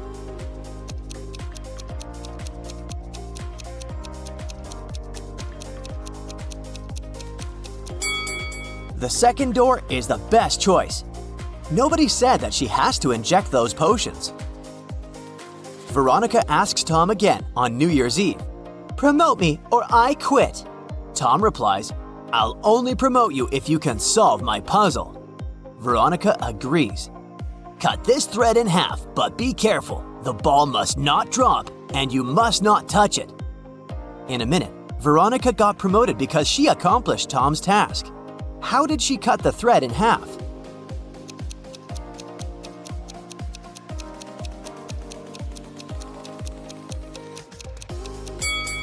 Veronica tied a knot in the middle first, and then she cut the thread in this manner.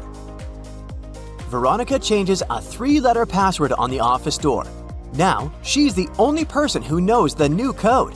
She leaves this little clue for her colleagues. Can you figure out the password?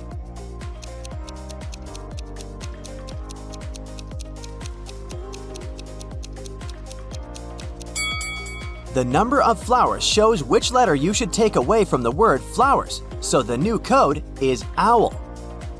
Veronica receives a complaint from the aqua park guests. Someone covered swim rings with paint, and now everyone who uses them gets stained. Veronica interrogates 4 witnesses among the swimmers. All 4 claim they didn't do it. But Veronica knows for sure who pulled the prank. What about you?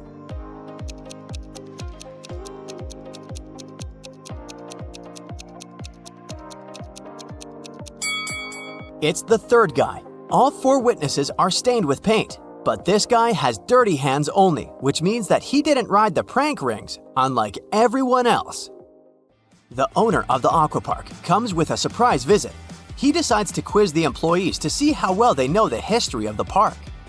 Veronica knows that the employees are not ready and secretly offers them a sly plan. When the owner asks his questions, all the employees raise their hands. Veronica picks up one person who gives the right answer. Finally, the meeting is over and the owner is very impressed. Everyone in the office raised their hand on each question even if they didn't know the answer. But still, the person Veronica picked replied correctly each time. How is that possible?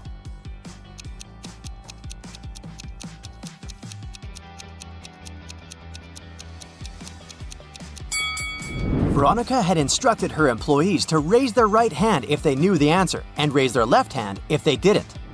All she had to do was to always pick the one with the right hand raised. Veronica downloads a dating app, hoping to meet someone special. Here are several pictures of cute guys, but one of them lives with his wife. Can you tell who?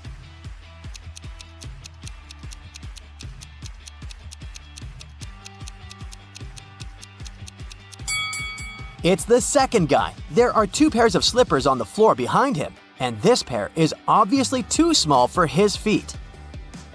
A heavy storm hit the city and all the electricity went out. It's completely blacked out. That's why Veronica gets stuck at work alone late at night. She has collected a suitcase with money to carry it to the bank tomorrow. After visiting the toilet, Veronica returns to the office to check the contents of the suitcase. But everything is stolen. Early in the morning, the police interrogate 3 people who knew about the cash. Frank says, There was no electricity yesterday, so I went to bed.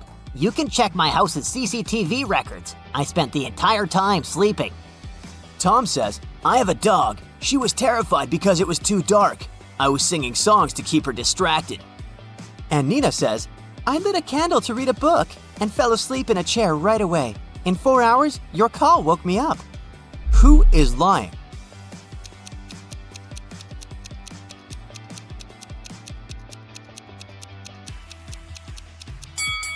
In fact, 2 people are lying here.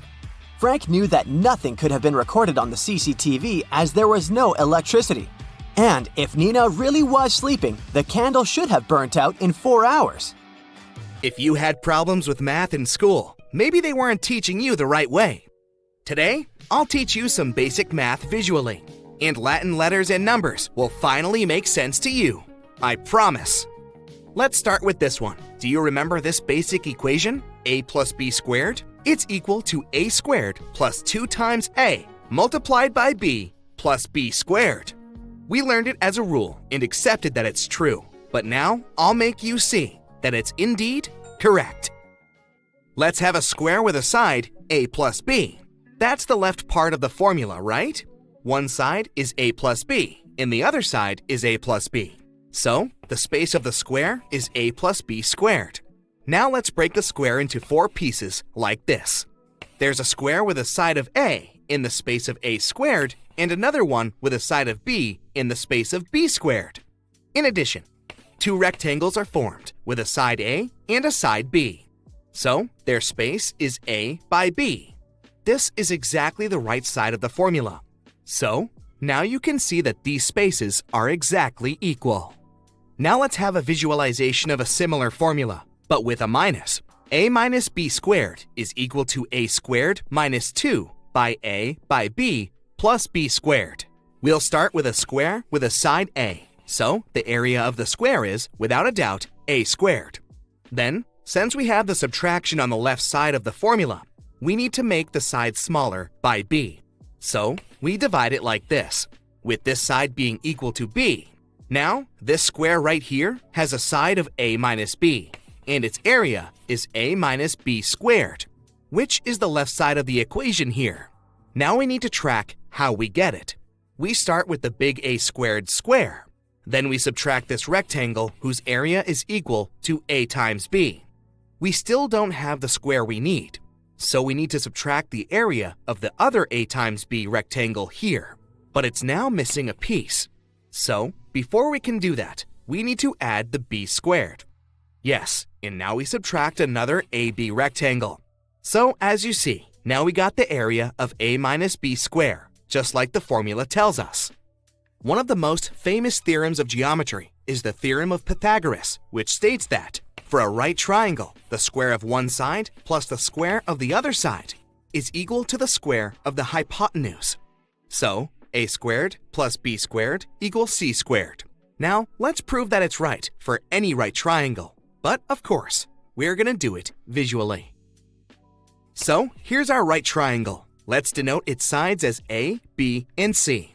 Now, let's duplicate the triangle and make 3 more that are exactly like the original one. I'll arrange them this way. They're now forming 2 additional shapes, this one around and this one in the middle. You guessed it right, both of these are squares. But how do we know that? Let's start with the big one.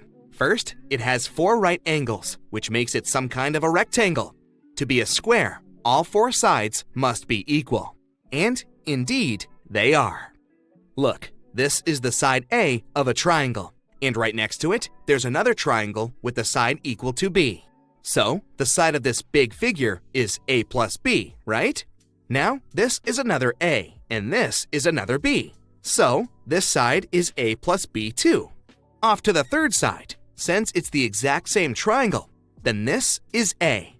The fourth triangle is the same too. And this part is equal to B. The fourth side is equal to A plus B as well. Now, we established that the big figure is a square with a side of A plus B. So, the area inside it is A plus B squared.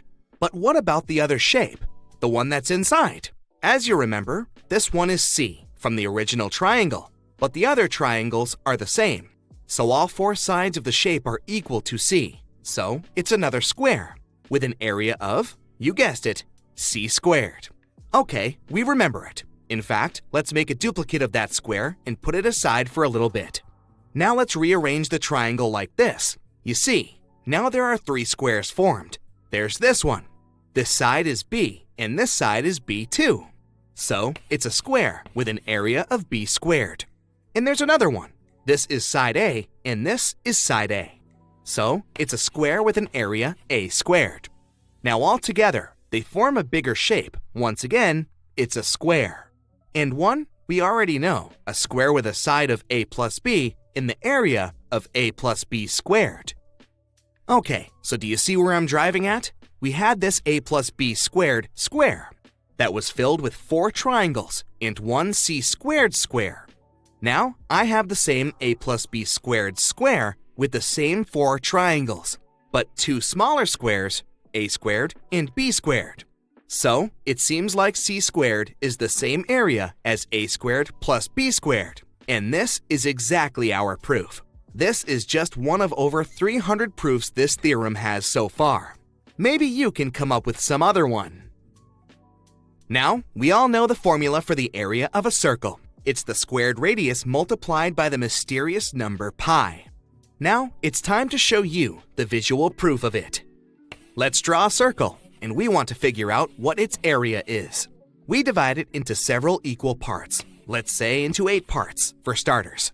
We can arrange these 8 parts into a rectangle-like shape. Still, this doesn't help us much to figure out the area. Let's divide it into 16 pieces then, and once again, rearrange them trying to form a rectangle. Now, it's already closer, but still not enough. We make more pieces, and they turn smaller. It's 24 now, and the rectangle is more distinctive now. Do you see what I'm getting at? The more pieces we divide the circle into, and the smaller they are, the closer they are to being a perfect rectangle when we rearrange them. The smaller the pieces, the closer it gets. Look at this one now. Divide, rearrange. Looks good enough, huh? So now we need to find the area of the rectangle, and it'll be the area of the circle too. This smaller side right here, the height, is the size of the radius. The other side, or the base, is equal to half of the circumference of the circle. And the circumference is 2 pi r, so the base is just pi r.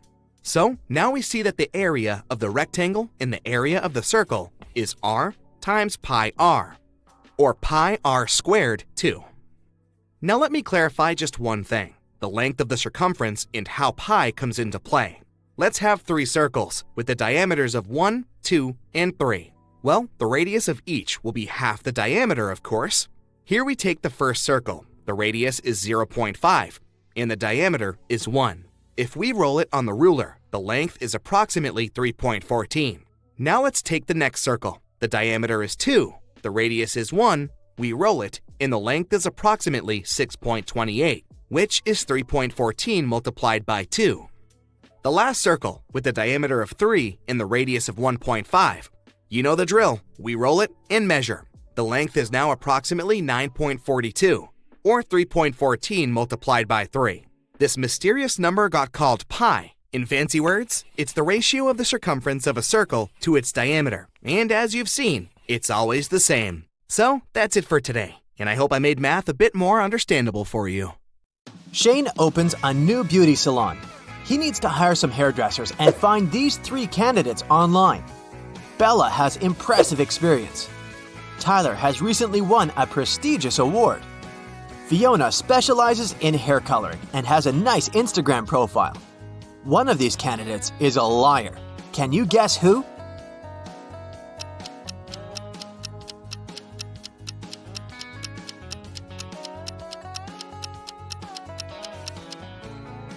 Bella says that she has 25 years of work experience. But according to her profile, she's only 22 years old. That's impossible. So she's the liar. Shane invites Tyler and Fiona to visit the hair salon for a job interview. He wants to test their intelligence and sends each candidate this map. Can you help them find the right destination?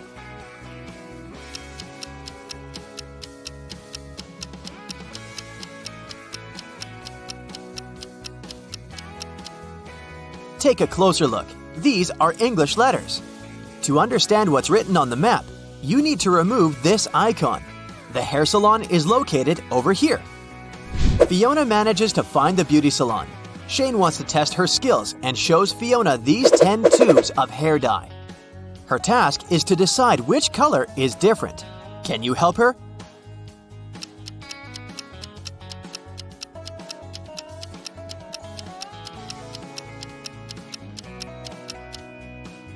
This one. What about these 10 cubes? Can you sort one color out?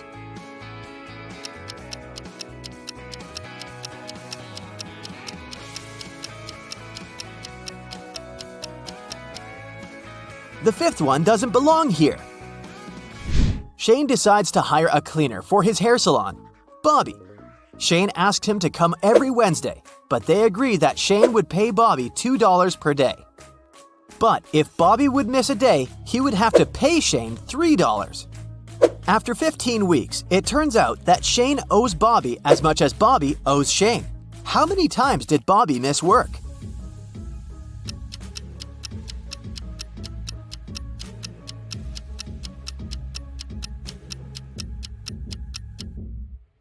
Bobby missed work 9 days and earned $18.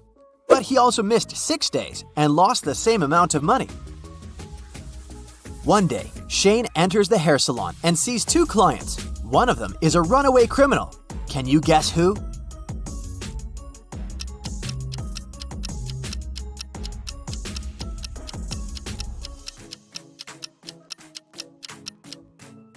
The lady on the right just gets some styling. Meanwhile, the lady on the left is changing her hair color completely to look different.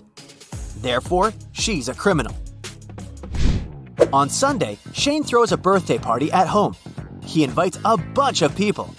In the midst of the event, Shane decides to show his friend his new diamond watch. But he realizes that it's gone. Shane is sure that the thief is among the guests. He identifies several suspects. Violet says, "I came here to keep an eye on my sister, so I was with her all the time." Jeanette says, "I arrived because I got stuck in a traffic jam. Everyone's on their way home from work. So annoying." And Mike says, Sorry, I was so hungry that I didn't even leave the table. Who's a liar?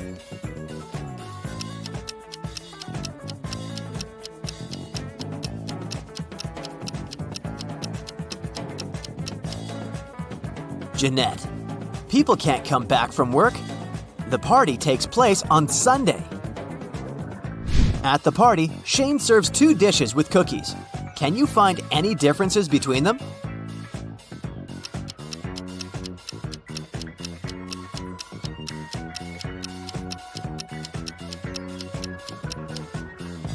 Here they are.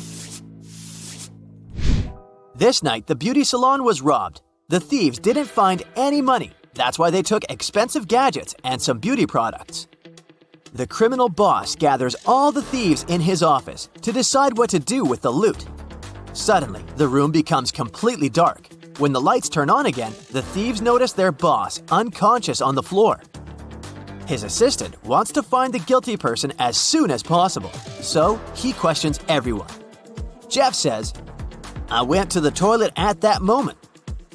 Carl says, "I was checking the stolen money in a special machine to sort out the fake ones." And Paul says, I was drinking my coffee and got scared when the light went out. "Who attacked the boss?"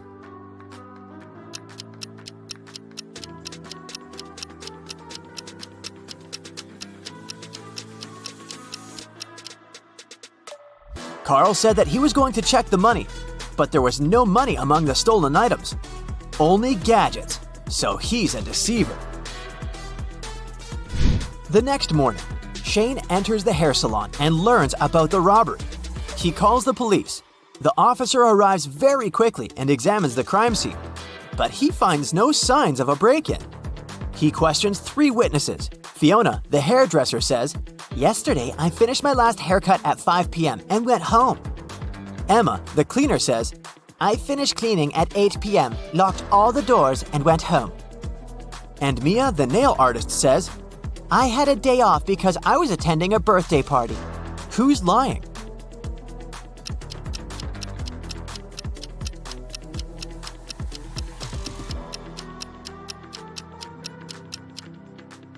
Mia. Take a closer look at her hands and the door. One of her false nails is missing because it's stuck in the lock. Shane is choosing new mirrors for his hair salon. Can you help him spot which mirror isn't fake?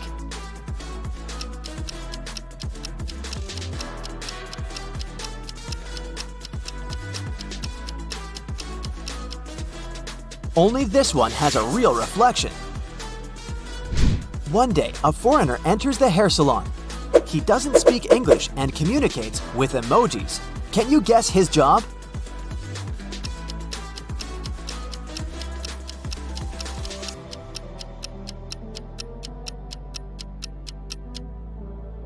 He's a radio host.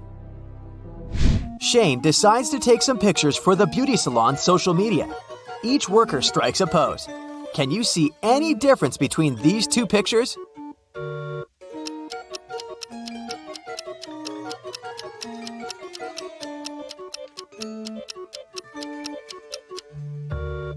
Here they are. Shane arrives at a new beauty product store. He gets lost in the basement and the door behind him slams shut. Shane needs to enter a 5-number code to open it. Can you help him crack the password?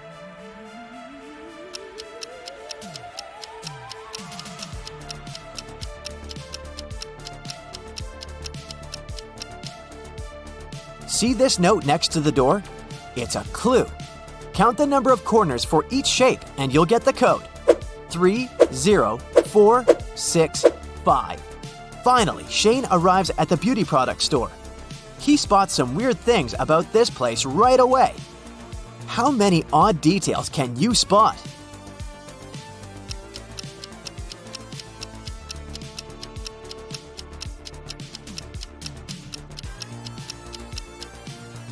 There's a ketchup bottle on a shelf with shampoo. The salesman has 4 hands. This poster advertises a 120% discount, which doesn't make any sense. And finally, this mirror is lying.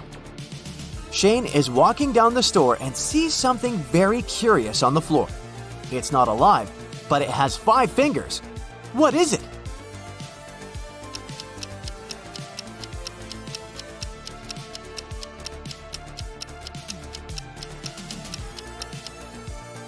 It's a glove. Shane is buying one thing. It comes from a mine and it's surrounded by wood. Everyone uses it. What is it?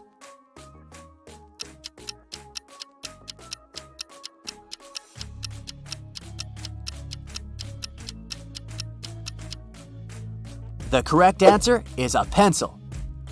Shane comes outdoors and faces these people. Who has a superpower?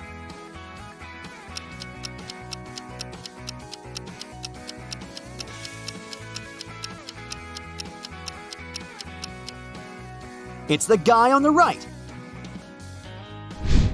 On holidays, Shane invites his girlfriend to play hide and seek in the woods with his 3 friends. Suddenly, they find an abandoned house. Shane says, "Hide over there and I'll seek." In a couple of minutes, Shane finds his girlfriend unconscious on the floor inside the house. He questions his friends. Tyler says, "I hid in the courtyard behind the fountain." Pam says, "I decided not to play and I was reading a book on the beach." Alex says, "I was playing in the garden among the roses." And Dylan says, "I hid lying down behind the trees." Shane asks everyone to show their hands. Can you guess who's guilty?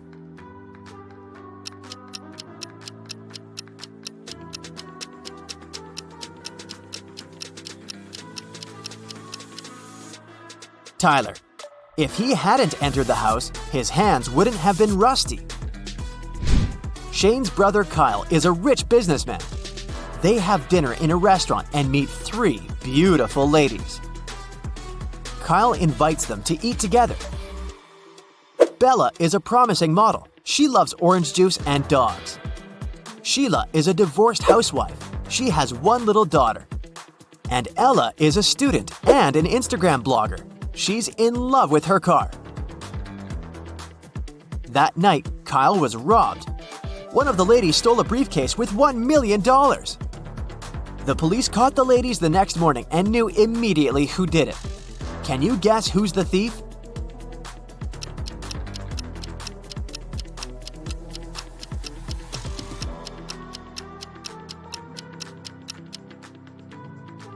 Ella. Someone went shopping. Early in the morning, Shane opens the hair salon and faces an unpleasant surprise. Someone had knocked over a flower pot and left a mess all over the floor. Shane questions 3 suspects. Fiona says, "Yesterday, I had a date. I tidied up my workplace and left at 6 p.m. Bobby says, I washed the entire place and left home at 8 p.m. My wife can confirm my words. And the new nail artist, April, says, "Yesterday, I didn't have any clients, so I was watching videos all day and left earlier." Can you guess who's guilty?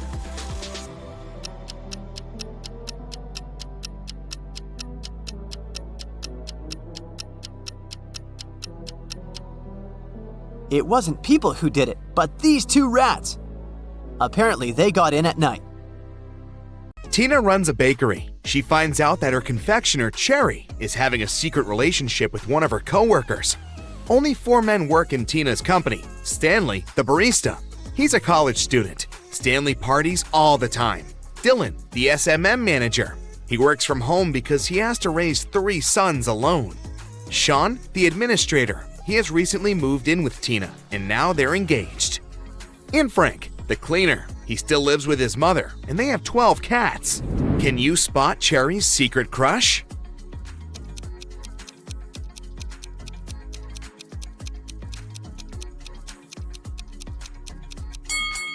It's Dylan. There's a mug with Cherry's name on his table. It also has her lipstick marks. One morning, Tina enters the bakery and sees many clients having breakfast, but suddenly she spots something really odd. Can you see it too?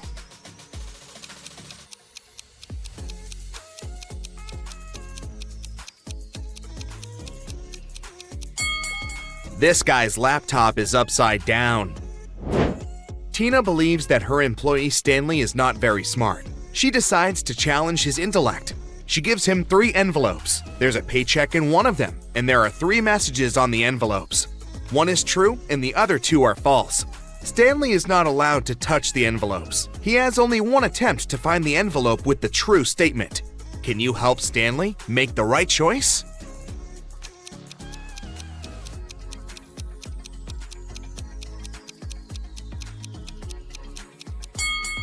The third statement is true. Tina goes to the storage room to check the food supply. She spots something creepy and freaks out. Can you see it too?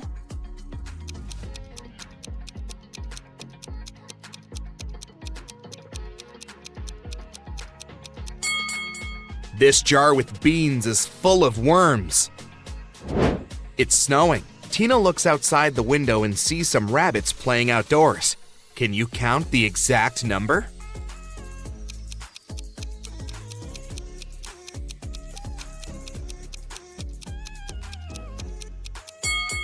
The correct answer is 20.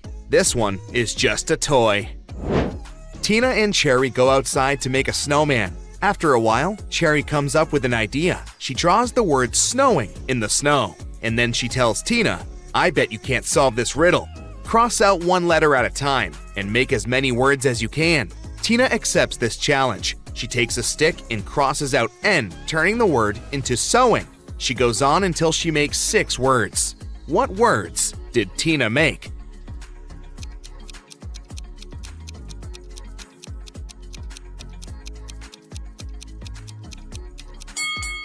Sewing, owing, wing, win, in, and I. The principal of the local high school enters the bakery to get some coffee. He tells a fresh rumor. Classes began with a huge scandal. One of the teachers wrote offensive things on my door. Can you guess who's guilty?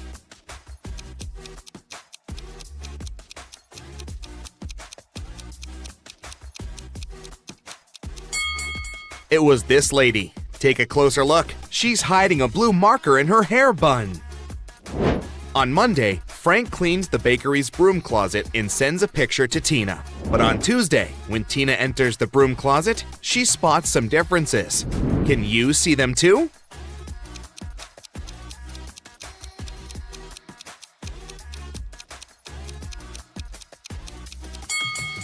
There are 12 differences. David offers Fiona to have lunch together. During lunch, he draws her portrait. Then he leaves the table for a while to have a phone call. David and Fiona like each other and agree to meet again. The next day, David's housemaid finds him poisoned in his place. The food was fine. No doubt it was Fiona, but there's no evidence against her. How did she poison David?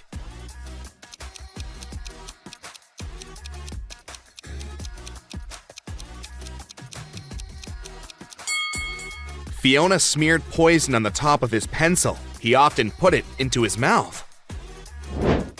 In the morning, Tina leaves her apartment and goes to work. In the evening, she returns and calls the police right away. Please come over, someone robbed me. Can you spot what's missing?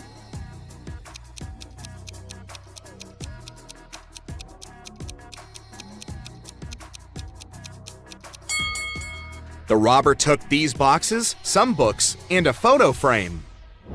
Tina is an allergic person. She visits a doctor hoping to treat this issue, but the doctor turns out to be a wizard. He teleports Tina to an alternative reality. Here, pleasure and happiness threaten human life. He captures Tina in his house. She can choose one of these 3 doors to escape. There are cute kittens behind the first door. The second way is full of sweets and chocolate fountains. And the third way is full of people making you compliments. Which way should Tina choose?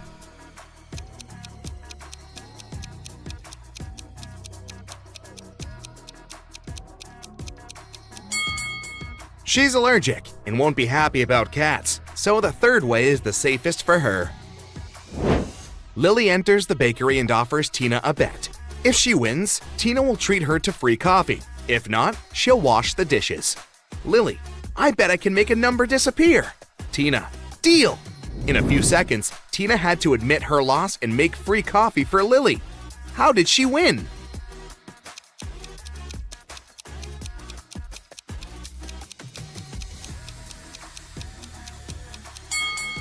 Lily put G before 1, and now it's gone. Tina receives an anonymous message. One private investigator is about to give away a flash drive with secret information to a client. It will happen in your bakery. This lady seems very suspicious. Tina is watching her. When the lady returns from the bathroom, Tina knows for sure that she's a private investigator. How did she guess?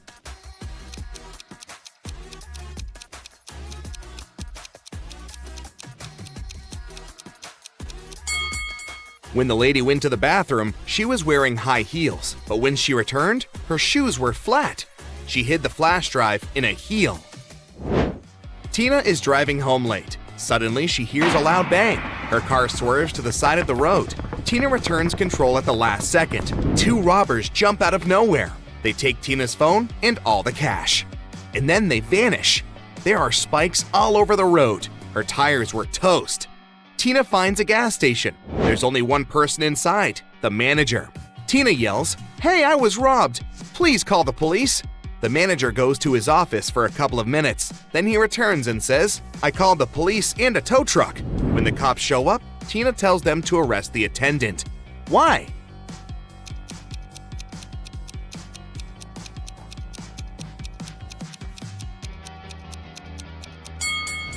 Tina said she'd got robbed, but she never mentioned her car. The gas station guy knew too much. Tina goes to a cooking workshop and takes the chef's pictures. Can you spot any differences between these photos?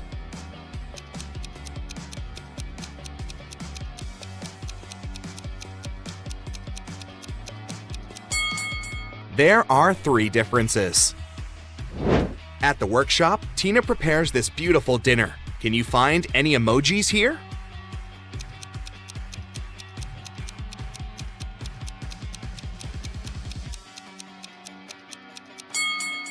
Here they are. Tina enters her bakery. There's an imposter among the clients. Can you help her find this person?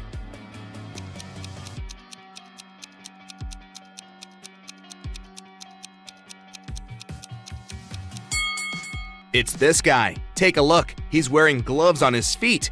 This guy is definitely not from this planet. Tina and Cherry are hanging out at Tina's house. Can you see anything weird in this room?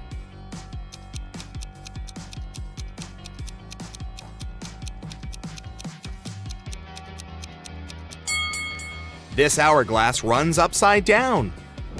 Tina and Cherry are discussing their old friend, Rachel. They haven't seen her for a while. Suddenly, somebody knocks on Tina's door. It's the postman with a letter from Rachel.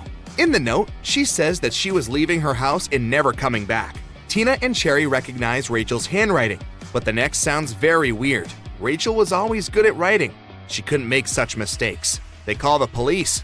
After reading the note, the officer is sure that Rachel was kidnapped. How did he know?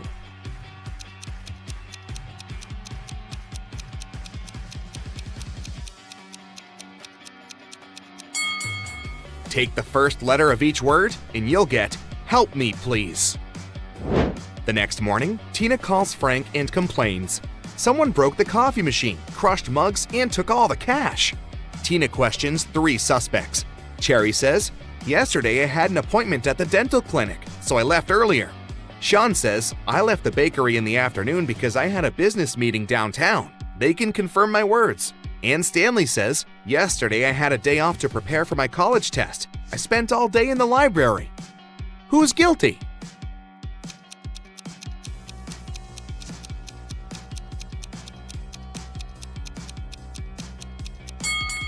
Sean. He dropped one of his cufflinks at the crime scene. Cassie won a trip to a luxury resort in the Maldives. She goes there on a boat along with 3 other hotel guests. One of these billionaires is fake. Can you guess who?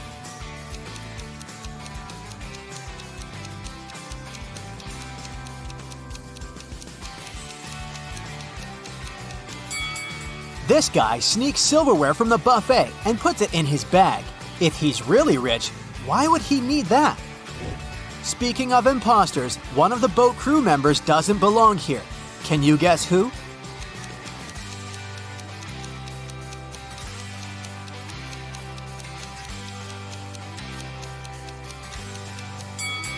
This waitress hides a police badge under her floral garland, so she's probably working undercover.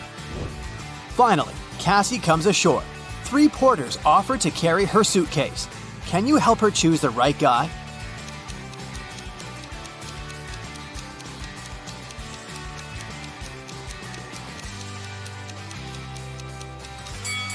The first guy is a runaway criminal. See this poster on the pier? The second guy is a ghost. He's too transparent for a human being. Therefore, Cassie should choose the third guy. The hotel manager offers Cassie 3 options to choose from. A room on the 8th floor with a gorgeous sea view. A luxurious apartment on the 2nd floor with a garden view. Or a separate authentic bungalow on the shore. What would you choose?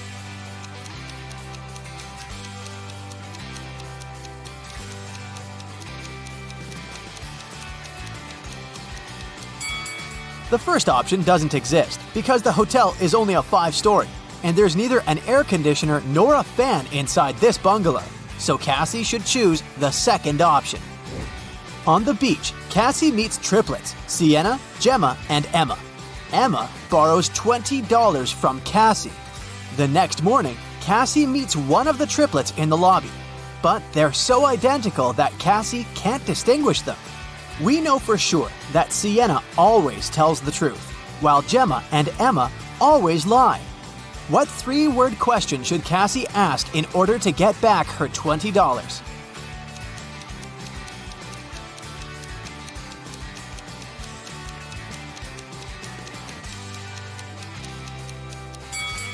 The correct question is, are you Gemma? Sienna, who only speaks the truth, would say no. Gemma, who always lies, would also say no. And Emma would say yes because she's a liar. Therefore, if the answer is yes, Cassie can demand her money. And if the answer is no, Cassie can ask Sienna or Gemma to remind Emma about her debt. After breakfast, Cassie goes diving. She sees a lot of identical clownfish underwater, but one of them doesn't belong here. Can you spot the odd fish out?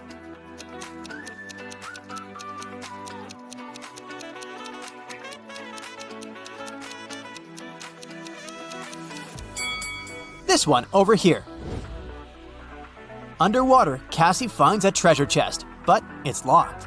Can you help her crack the combination lock?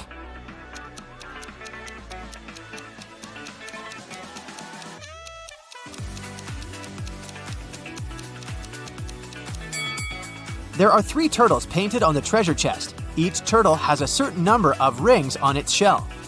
It's a hint. If we count the rings, she'll get the code. 8, 4, 5. Cassie opens the treasure chest and finds a pearl necklace. She goes to the local jewelry market hoping to sell it. John says, "This jewelry is not so precious, but I can offer you $50 for 1 pearl." Noah says, "Trash! These pearls are fake! $5! This is my last price!" And Mia says, "Madam, we can sell it at auction. Rich guys will pay hundreds of dollars for this necklace. I can be your agent and take 15% of the revenue. What do you say?" One of these guys is a scammer. Can you guess who?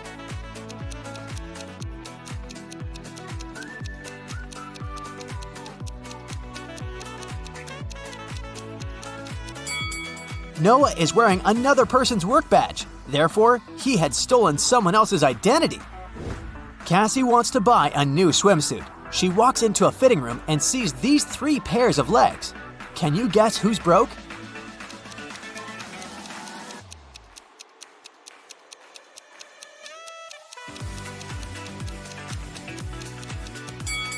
All 3 women have relatively new sandals, but let's take a look at their toenails.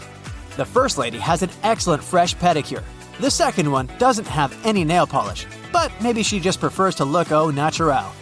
And the third lady has toenails with peeled nail polish. Therefore, she's the one who's broke. In the hotel lobby, Cassie meets 2 of her roommates, Tina and Jeff. One of them is a werewolf. Can you guess who just by looking at this picture?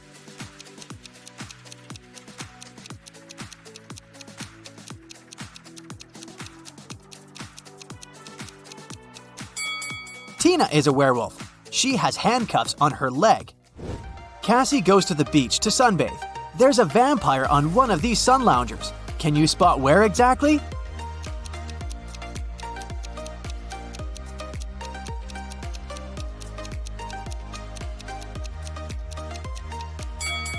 This pile of ash on the right used to be a vampire. There's a wedding ceremony on the beach. Unfortunately, after dinner, all the males at this party turned into zombies. Can you guess which zombie is her husband?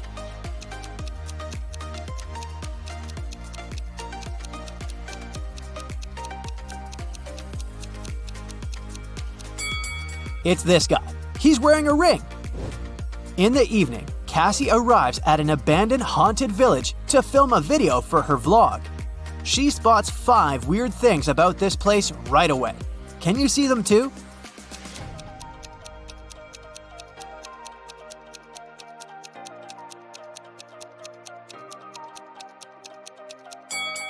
These orchids have teeth. Who left these huge claw marks on the wall of this house? It's summertime, but there's a snowman in the garden. There are 2 moons in the sky, and this cow doesn't have any shadow. Cassie returns to the hotel and sees a hot mess. Someone has been rummaging through her stuff. She interrogates 3 suspects. The maid says, I cleaned your room in the afternoon. All your clothes and personal belongings were neatly folded in the closet. When I left, I locked the door.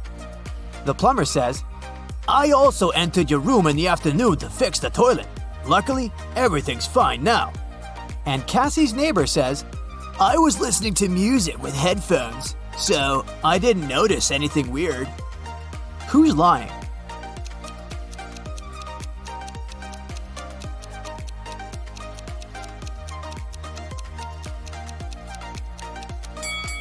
It's the plumber. He said he fixed the toilet, but it's still clogged. One of the hotel guests, Peter, likes Cassie. He wants to impress her and shows her some pictures from his travel blog, but Cassie spots a fake right away. How?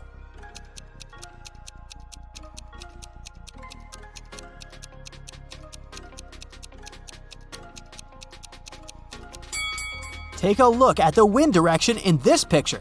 In the background, the wind is blowing to the left, but his hair is blowing to the right. Therefore, Richard had photoshopped himself. Someone had broken the most expensive statue in the hotel lobby. The manager interrogates 4 suspects among the guests to find out who's guilty.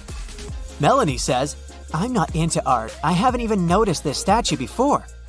Steven says, Sorry, dude. I've been out skydiving all day long. Zach says, Don't worry, that sculpture was tasteless. I'm an art dealer and I can get you a new one. And Sophie says, I was chilling at the spa, so I didn't see anything. Can you spot who's guilty?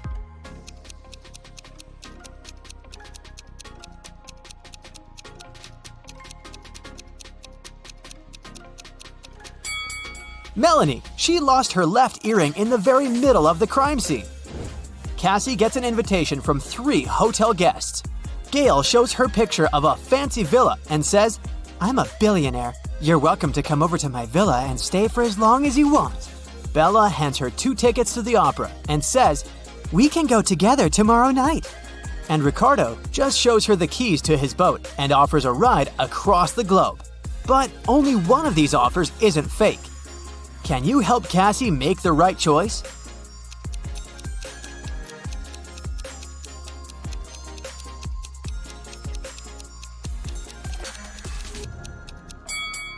There's a for sale sign near the villa, so Gail's offer doesn't look trustworthy. Take a closer look at the gate on the opera ticket. It expired centuries ago, so Cassie should trust Ricardo.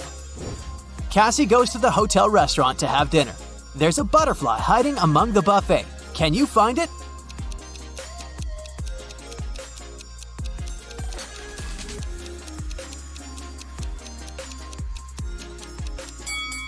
It's over here.